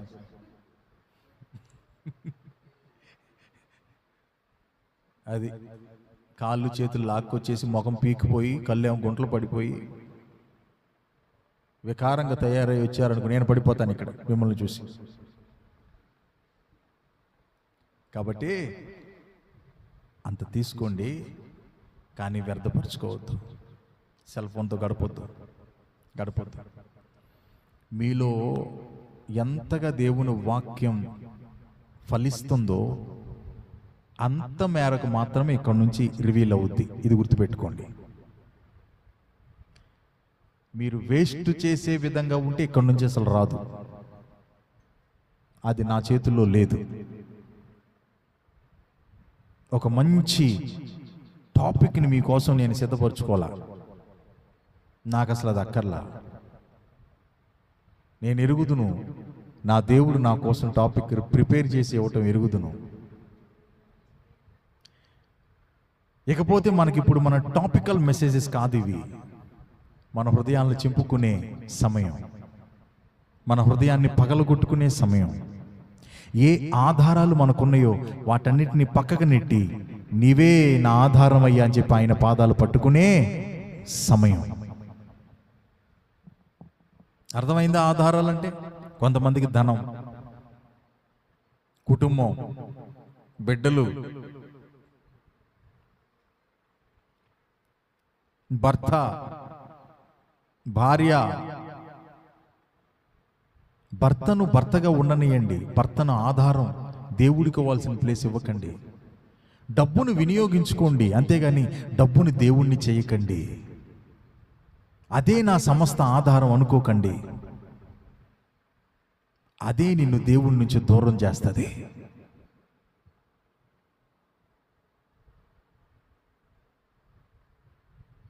ఆమేన్, హల్లెలూయా. ఒక యవనస్తుడు పరిగెత్తుకుంటూ వచ్చేసాడు. ఎక్కడికి? మరిపాలెం. అవునా? మరిపాలెమేనా?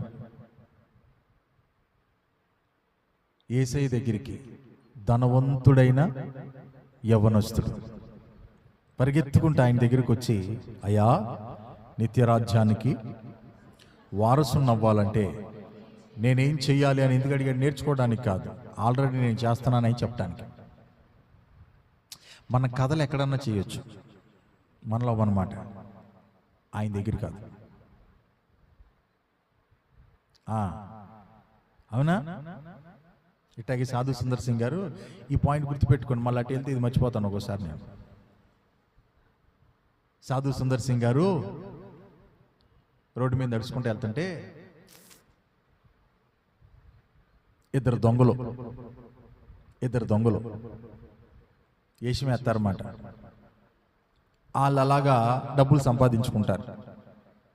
ఎలాగనంటే ఒకడేమో చచ్చిపోయినట్టు వేషం వేస్తాడు, ఇంకోడేంటి వెళ్తా ఉండగా మా ఫ్రెండ్ చచ్చిపోయాడు సార్, నా జేబులో డబ్బులు లేవు సార్, కొంచెం మీరు ఏదైనా సహాయం చేస్తే నేను ఇక్కడి నుంచి తీసుకెళ్ళి ఏదైనా ఖర్చులు చేస్తాను సార్, పాపం ఎవరు లేరు సార్ వాడికి అని చెప్పి అడుక్కుంటాడు. మరి ఆ మాట చెప్తే ఎవరికన్నా కరుగుద్దుగా?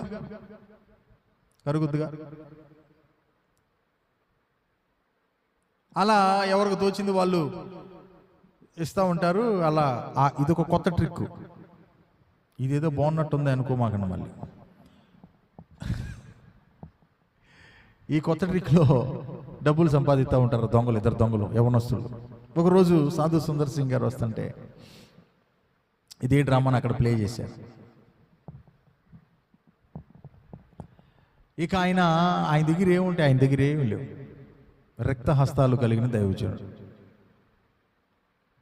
చెప్పులు కూడా లేకుండా వంటి కాళ్ళతో రక్తం కారుకుంటూ వెళ్ళి సువార్త చేసిన దైవజనుడు సాధు సుందర్ సింగ్ గారు.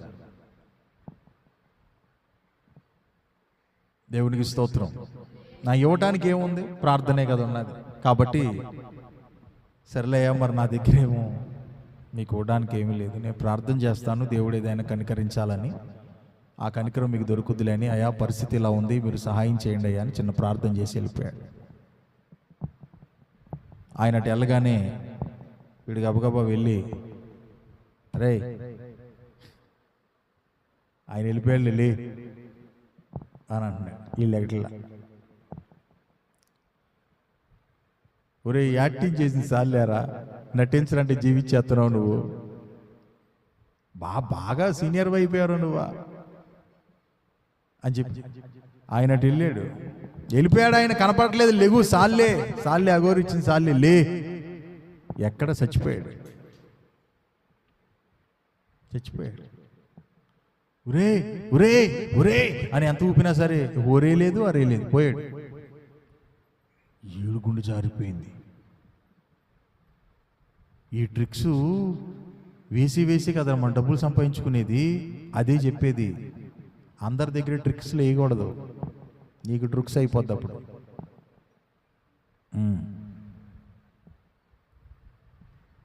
పరిగెత్తుకుంటూ వెళ్ళి కాళ్ళమే పడిపోయాడు. బాబు మేము ఇట్లా చేస్తాం నాయనా, మేము తప్పు అయిపోయింది బాబు, నువ్వెవరో మహానుభావుడిలాగా ఉన్నావు, నీతో చెప్పావాడు చచ్చిపోయాడు, ఒకసారి మీరు రండయ్యా అని అంటే మళ్ళీ తిరిగి వచ్చి పిల్లలయ్యా తెలియజేశారు, క్షమించయ్యా అని ప్రార్థన చేశాడు. బతికి కూర్చున్నాడు లేచి. దేవునికి స్తోత్రం. కాబట్టి ఏసై దగ్గర ట్రిక్స్ చేయకూడదు, ఏసైని కలిగిన దైవజనులతో కూడా ట్రిక్స్ చేయకూడదు. ఇంతకే అమ్మితివా అన్నాడు. అబ్బాబా మరి ఇంతకే మరి మీకు తెలియదే ఉందయ్యా, మరి అవుట్. దేవునికి స్తోత్రం. ఆ యవనస్తుడు పరిగెత్తుకుంటూ వచ్చి, ఇప్పుడు నువ్వు చెప్పినవన్నీ నేను ఎప్పటి నుండి, బాల్యము నుండే చేస్తున్నాను నాయనా అని అన్నాడు. యేసు అతనిని ప్రేమించి అతనిని చూచి, నీకు ఒకటి కొదువుగా ఉన్నది, వెళ్ళి నీకు కలిగినవన్నీ అమ్మి బీదలకిమ్ము, పరలోకమందు నీకు ధనము కలుగును, నీవు వచ్చి నన్ను వెంబడించుమని చెప్పెను. ఓకే. అతడు మిగులు ఆస్తి గలవాడు గనుక ఆ మాటకు ముఖము చిన్నబుచ్చుకొని దుఃఖపడుచు వెళ్ళిపోయెను. అదే ఆధారపడటం అంటే. అది మీకు అర్థమైందో లేదని మళ్ళీ వెనక్కొచ్చి ఒక మాట చెప్తున్నాను అనమాట. ఆజ్ఞలు నెరవేరుస్తున్నాడు, కానీ తన ఆధారం వేరేదై ఉంది. ఆమేన్.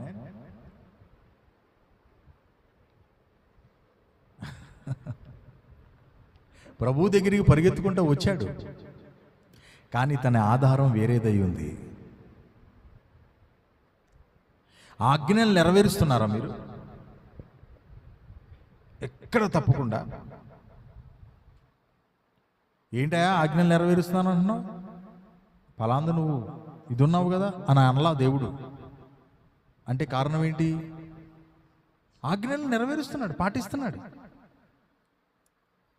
అంటే ఆజ్ఞలు పాటిస్తున్నాడు, కానీ ఆధారం వేరేదై ఉంది. మీకు అర్థం అవ్వాలి నేనేం మాట్లాడుతున్నాను. ఆమేన్. దేవుడు కొడతాం దాన్ని కొట్టాడు. దేన్ని?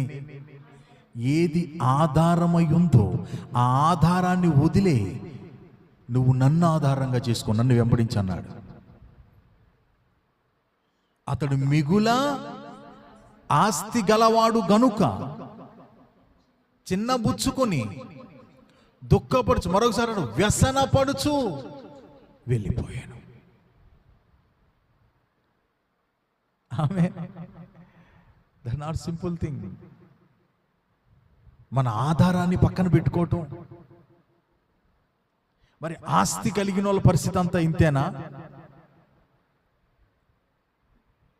నీకు అదే కనుక ఆధారం అయితే ఇంతే. అబ్రహాము గారు ఈ వ్యక్తి కంటే మిగులు ఆస్తి గలవాడు. ఆమేన్. నీ కుమారుణ్ణి ఇవ్వు అన్నప్పుడు నా ఆధారం వాడు కాదు నువ్వే అని కుమారుణ్ణి తీసుకెళ్ళిపోయాడు ఇవ్వడానికి. కుమారుణ్ణి ఇవ్వడానికే వెనుతిరగలేదు బేట. నువ్వు ఆస్తి నువ్వా? నీ ఆస్తి పాస్తులు అన్నిటికంటే ఎక్కువేగా నీ కుమారుడు నీకు. అలాంటిది కుమారుణ్ణి ఇవ్వడానికి నువ్వు వెనుగు తిరగలేదు కదా, ఇంకేదైనా ఇస్తావు నువ్వు. దేవునికి స్తోత్రం, హల్లెలూయా. కనీసం శారమ్మతో కూడా చెప్పలా. శారమ్మతో చెప్తే ఆయన నువ్వు ఊటం కాదు, నిన్ను నేను బలిస్తాననేది.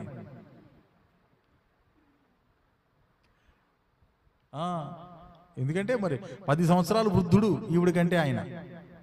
నిన్ను నేను ఎత్తానుండు, దేవుడు చెప్పాడు నీకా ఈ వయసులోనా అని చెప్పి రేగేది తెలుసు ఆయనకి, అందుకే చెప్పలా. ఆమేన్. దీనిని బట్టి నీవు నన్ను ఎక్కువగా ప్రేమిస్తున్నావు. నీ ఆధారం నీ కొడుకు కాదు, నీ ఆధారం నేనే. హల్లెలూయా. కలిగి ఉండటం తప్పు కాదు, అది నీ ఆధారం చేసుకోవటం తప్పు. మీ క్లారిటీ కోసం చెప్తున్నా. ఆమేన్. నీ ఆధారం దేవుడే అవ్వాలి, మన ఆధారం దేవుడే అవ్వాలి. దేవునికి స్తోత్రం. దాన్ని వదిలిపెట్టు, నువ్వు వచ్చి నన్ను వెంబడించు. ఆహాహా, నేను ఆజ్ఞలు పాటిస్తా, ఎగిరెగిరి ఆరాధనలు చేస్తా, ఉపవాస ప్రార్థనలో కూడా వస్తా, అవసరమైతే కానుకెత్తా, భోజనం ఖర్చులు నాయే అన్నారు ఎవరన్నా. అనపోతే ఎట జరుగుద్ది ఆఖరి రోజు? దేవునికి స్తోత్రం. సచ్చేదేదో అల్లే సత్తారులే అనుకుంటావా? నిలబడద్దు, నిలబడాలి. దేవునికి స్తోత్రం కలుగును గాక. హల్లెలూయా.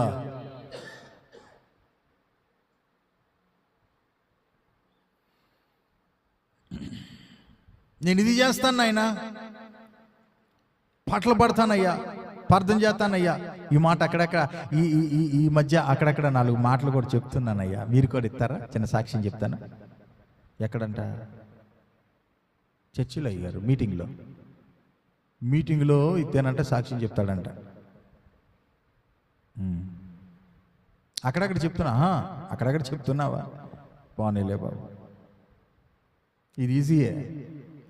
ఆయన మీద ఆధారపడటం వేరు. దేవునికి స్తోత్రం. ఎందుకు జక్కయ్య అని అందరు తిట్టుకుంటున్నా సరే, జక్కయ్య దగ్గరికి యేసయ్య ఎందుకు అంత ఆనందంగా వెళ్ళాడు అనుకుంటున్నారు మీరు? ఎందుకు అనుకుంటున్నారు? ఈ వ్యక్తితో, ఈ ధనవంతుడితోనేమో వాటిని వదిలిపెట్టి నువ్వు నన్ను వెంబడించు అన్నా సరే, ఈ వ్యక్తి వ్యసన పరుతూ వెళ్ళాడు. జక్కయ్యతో అది చెప్పకుండా చేశాడు.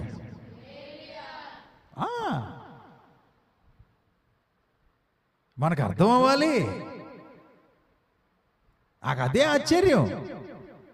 కుంటోళ్ళు వచ్చారు, గుడ్డోళ్ళు వచ్చారు, మోగోళ్ళు వచ్చారు, పక్షవాతం కలిగిన వాళ్ళు వచ్చారు. ఏమండి, బోళ్ళు మంది వచ్చారు. పిలవకుండా యేసేని ఇంటికి వస్తాను పదానని ఎవరితో అనలా. కానీ జక్కయ్యతో ఎందుకన్నాడయ్యా అంటే, జక్కయ్య నా మీద ఆధారపడడానికి రెడీగా ఉన్నాడు. దేవునికి స్తోత్రం.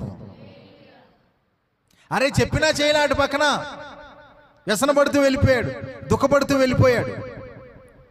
కానీ జక్కయ్యతో ఈ మాటలు ఏమీ చెప్పలా యేసయ్య. కానీ ఆయన అంటున్నాడు, అయ్యా నేను ఎవరి దగ్గర అయితే అన్యాయంగా తీసుకున్నానో వాటికి నేను 4 తిరిగి ఇచ్చేస్తాను. 1000 తీసుకున్న వాడికి 4,000 ఇచ్చేస్తాను. నా ఆస్తిలో సగభాగాన్ని పేదలకు ఇచ్చేస్తా. నేను అడుగుతాను, ఇంక ఈయనకి మిగిలింది ఏంటి?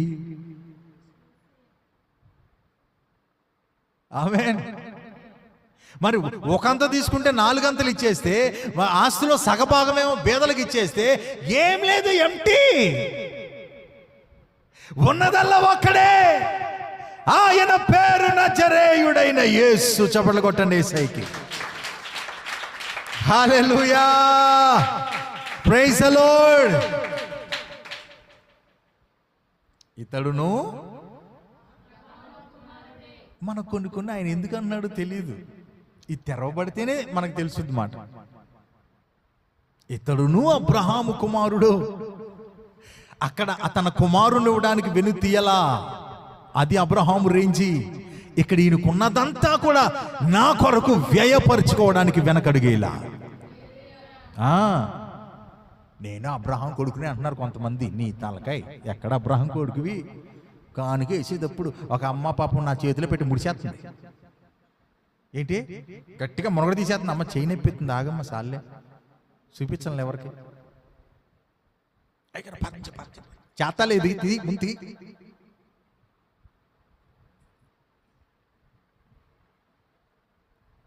అసలు ఎంత పెద్ద పెద్ద మాటలు మాట్లాడతాం మనం, మామూలు కాదు. ఎంత పెద్ద మాటలు. ఆత్మీయులు కూడా చాలు, దేవునితో నడిచే ఆయన పేరేంటి, హానూక్ గారు కూడా చాలు. ఆ వాడ కట్టిన నోవాహు గారు కూడా చాలరు మన మాటల ముందు. దేవుని పని కోసం వాళ్ళ దగ్గర ఇవ్వాల్సిన సమయానికి వచ్చేసరికి అదేంటో అయ్య గారు అన్నీ ఇప్పుడే అయిపోయి వచ్చినాయి. అక్కడ తెలిసిపోద్ది దేవునికి స్తోత్రం మన లోపల ఏమై ఉన్నామో. అల్పాలంకారం అని. ఏంటిది? అల్పాహారం కాదు, అల్పాలంకారం. ప్రైజ్ ది లార్డ్, హల్లెలూయా. ఈ ఉపవాస దినాన నీ ఆధారాలు బలిపీఠం మీద పెట్టు. ఆ ఆధారమే ఆయన్ని చేరుకోకుండా నిన్ను చేసింది. దాన్ని విడు, నన్ను వెంబడించు. విడవను వెంబడిస్తా, కుదరదు. విడవను దాన్ని వెంబడిస్తా. దేవుడేమన్నాడు? నువ్వు వెంబడించలేవు, నీ వల్ల కాదు. దాన్ని విడిస్తేనే. దాని కిందే చెప్తాడు ఈయన వెళ్ళిపోయిన తర్వాత యేసు ప్రభు ఏమనో తెలుసా? నా నిమిత్తమును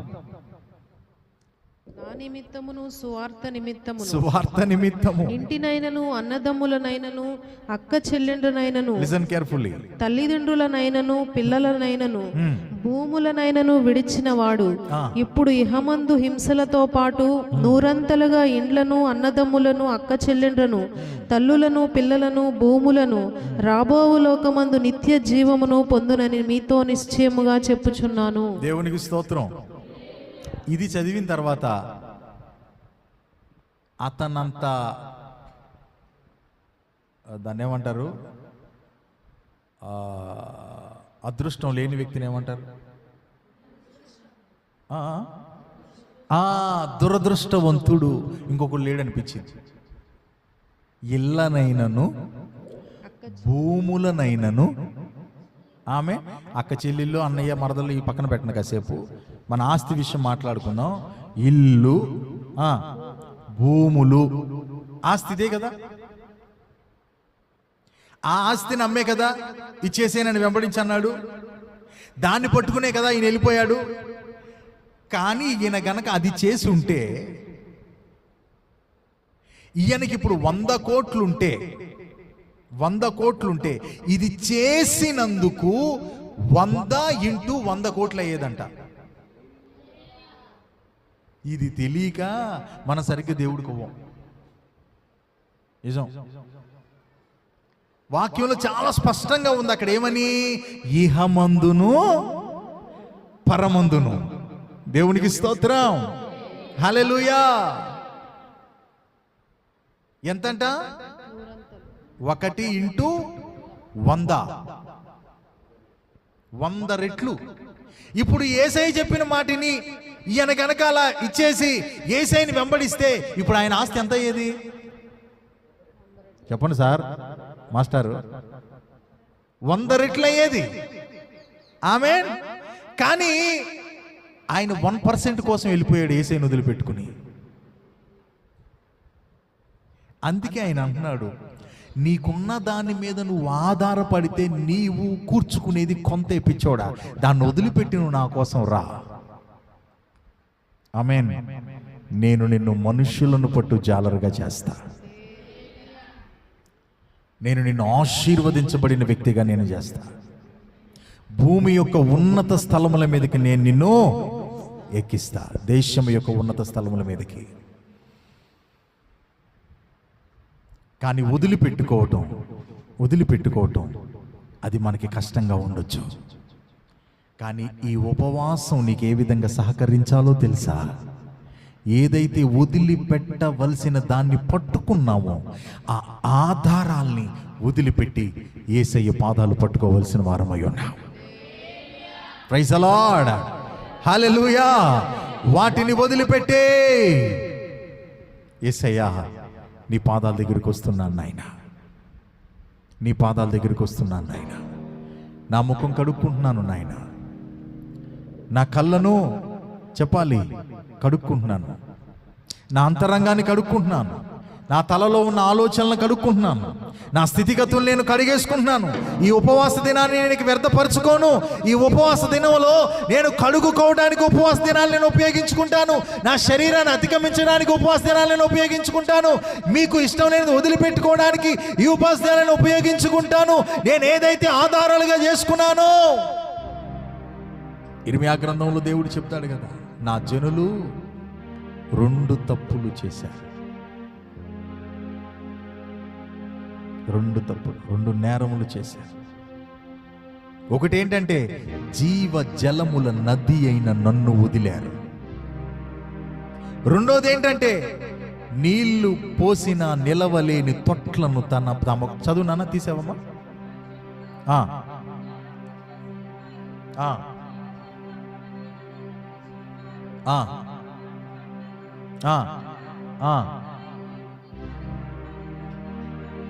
దేవునికి స్తోత్రం చెప్పండి. నీ ఆధారం ఏంటో తెలుసా? నువ్వు ఆధారపడే ఆధారం ఎలాంటిదో అక్కడ దేవుడు ఎక్స్ప్లెనేషన్ ఇస్తున్నాడు. బద్దలై నీళ్లు నిలవలేని తొట్లు నీ ఆధారం. వాటిని ఏం చేయాలో తెలుసా? పక్కన పెట్టుకుని, ప్రభువా నా ఆధారము నీవే. దేవునికి స్తోత్రం, హల్లెలూయా. నీ దగ్గరికి వస్తున్నాను ప్రభువా, నీవే నా ఆధారం అంటే ఈజీయే. కానీ ఇంతకుముందు దేన్ని పట్టుకున్నామో దాన్ని వదిలిపెట్టడం కష్టం. కానీ ఎప్పుడు ఆయన నీకు నిజంగా ఆధారం అవుతాడంటే, ఇదివరకు నీవు పట్టుకున్న దాన్ని వదిలి పెట్టినప్పుడే ఆయన నిజంగా నీకు ఆధారం అవుతాడు. దేవునికి స్తోత్రం. ఈ మొదటి సెషన్లో దేవుని స్వరం నీకు వినపడుతుందా? దేవుని స్వరం నీకు వినపడుతుందా? Praise the Lord. నువ్వు చేయాల్సింది నువ్వు చేయి. నేనేం చేయాలో అది నాకు తెలుసు. నేను చేయాల్సింది నువ్వు నాకు చెప్పక్కర్లా. నేను చాలా సిద్ధంగా ఉన్నా నేను చేయవలసిన దాని విషయంలో. కానీ నువ్వు చేయాల్సిందే నువ్వు చేయి. హల్లెలూయా. ఈ మొదటి సెషన్లో మన తీర్మానం ఏంటి? అయ్యా, నేను చేయాల్సింది నేను చేస్తున్నా. నెంబర్ 1, నువ్వు చెప్పావు కాబట్టి ఉపవాసాన్ని ప్రతిష్ఠించుకున్నా. నెంబర్ 2, నా హృదయాన్ని చెప్పుకున్నా. కారణం ఏంటంటే నా ఆధారాన్ని వదులుకున్నా. నా ఆధారాన్ని నేను వదులుకున్నా. ఎందుకు దేవునికి స్నేహితుడయ్యాడు అబ్రహాము గారు? ఇస్సాకు లేకపోయినా పర్వాలా, ఇష్మాయేలు ఉంటే చాలు అని చెప్పి ఎవరిని ఆధారం చేసుకున్నాడో ఒకానొక రోజు ఆయన్ని పంపించేమన్నాడు దేవుడు.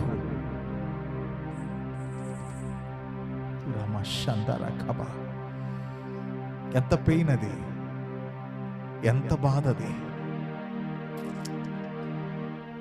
ఎంత బాధ అది.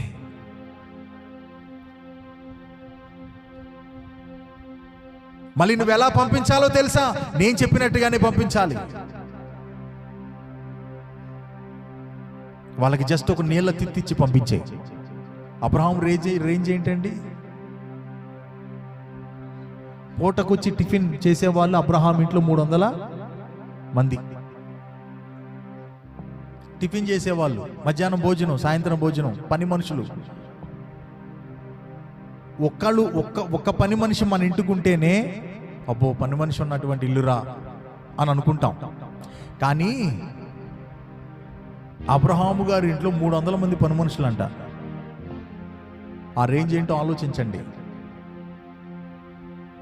అంతటి వ్యక్తి నీళ్ళ తిత్తిచ్చి పంపించేయనంటే గుండె పగిలిపోయింది అబ్రహాంకి. కనీసం సింపుల్లో సింపుల్ సంవత్సరం వెనుతిరగకుండా హాయిగా విలాసవంతంగా బ్రతికేసే అంత సామాగ్రిని ఒంటెల మీద ఎక్కించి కుమారుణ్ణి పంపించగలడు అబ్రహాం. కానీ నీళ్ళ తిత్తి చేతిలో పెట్టి పంపించేశాడు.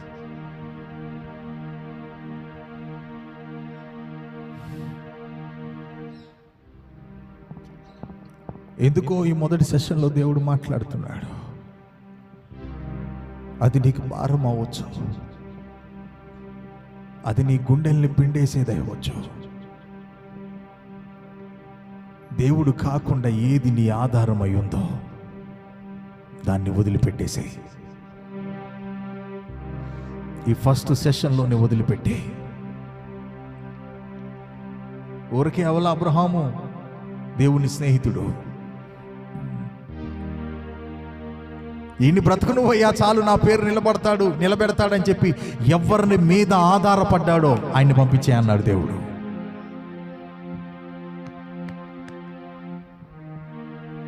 లేక ఇచ్చినటువంటి కుమారుణ్ణి మోరియా పర్వతం మీదకి తీసుకెళ్ళి బలువు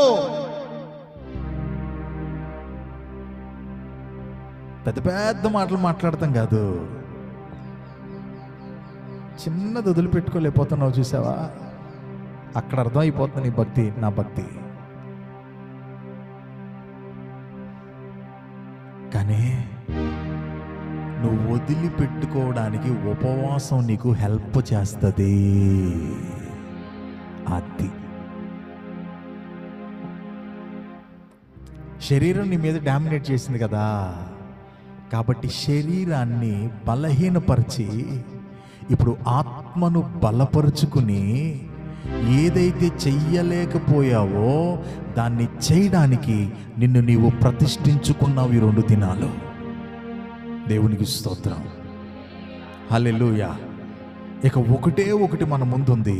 అదేంటో తెలుసా? గుండెలు పగిలేలాగా ఏడవటం.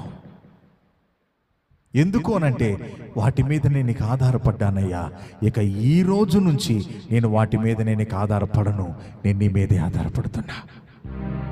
నీ ఆధారాలు నిన్నేం చేసినాయి? పీల్చి పిప్పు చేసినాయిగా. నీ ఆధారం నిన్నేం చేసింది? నీకు పుట్టిన కుమారుడికి ఎదురు తిరిగింది, ఇష్మాయేల్ అనే ఆధారం. నీవెవరికైతే ఆధారం అనుకున్నావో ఆ ఆధారం ఏం చేసింది? భయంకరమైనటువంటి శోధనగా నీకు తయారైంది. ఆ ఆధారాన్ని పక్కన పెట్టు, యేసయ్య పాదాలను పట్టుకో. దేవా, ఇక నీ దగ్గరికి వస్తున్నాను ప్రభా. కొంతమంది ఏమైనా బిడ్డలు ఇలా అంటారు, అన్న ఏదన్నా చేస్తా, ఆ వ్యక్తిని మాత్రం నేను పక్కన పెట్టలేనన్నా. కానీ ప్రభు అంటున్నాడు, నువ్వు పక్కన పెడితే నేను నీకు దొరుకుతా. కేథరిన్ కుల్మన్ అనే ఒక దైవజనురాలతో దేవుడు అదే అన్నాడు.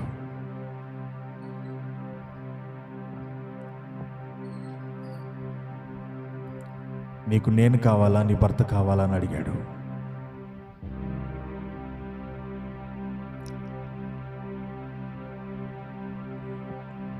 ఎందుకంటే తన ఇష్టమైనటువంటి రీతిలో ఆవిడ వివాహం ఆడింది. ఏంటి ప్రభు అలాంటి ప్రశ్న వేసావు?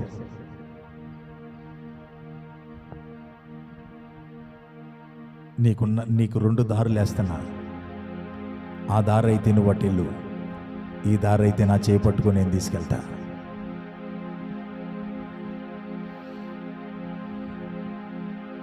తన సొంతంగా వేసుకున్నటువంటి మార్గాన్ని ఆ రోజు ఆ స్త్రీ వదిలిపెట్టేసింది. చెప్పేసింది, మన ఇష్టానుసారంగా మనం చేయడానికి ఇక నేను లేను.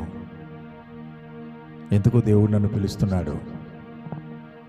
I'm sorry. ఇక ఈ రోజు నుంచి నేను నిన్ను మర్చిపోతాను, నువ్వు నన్ను మర్చిపోవు.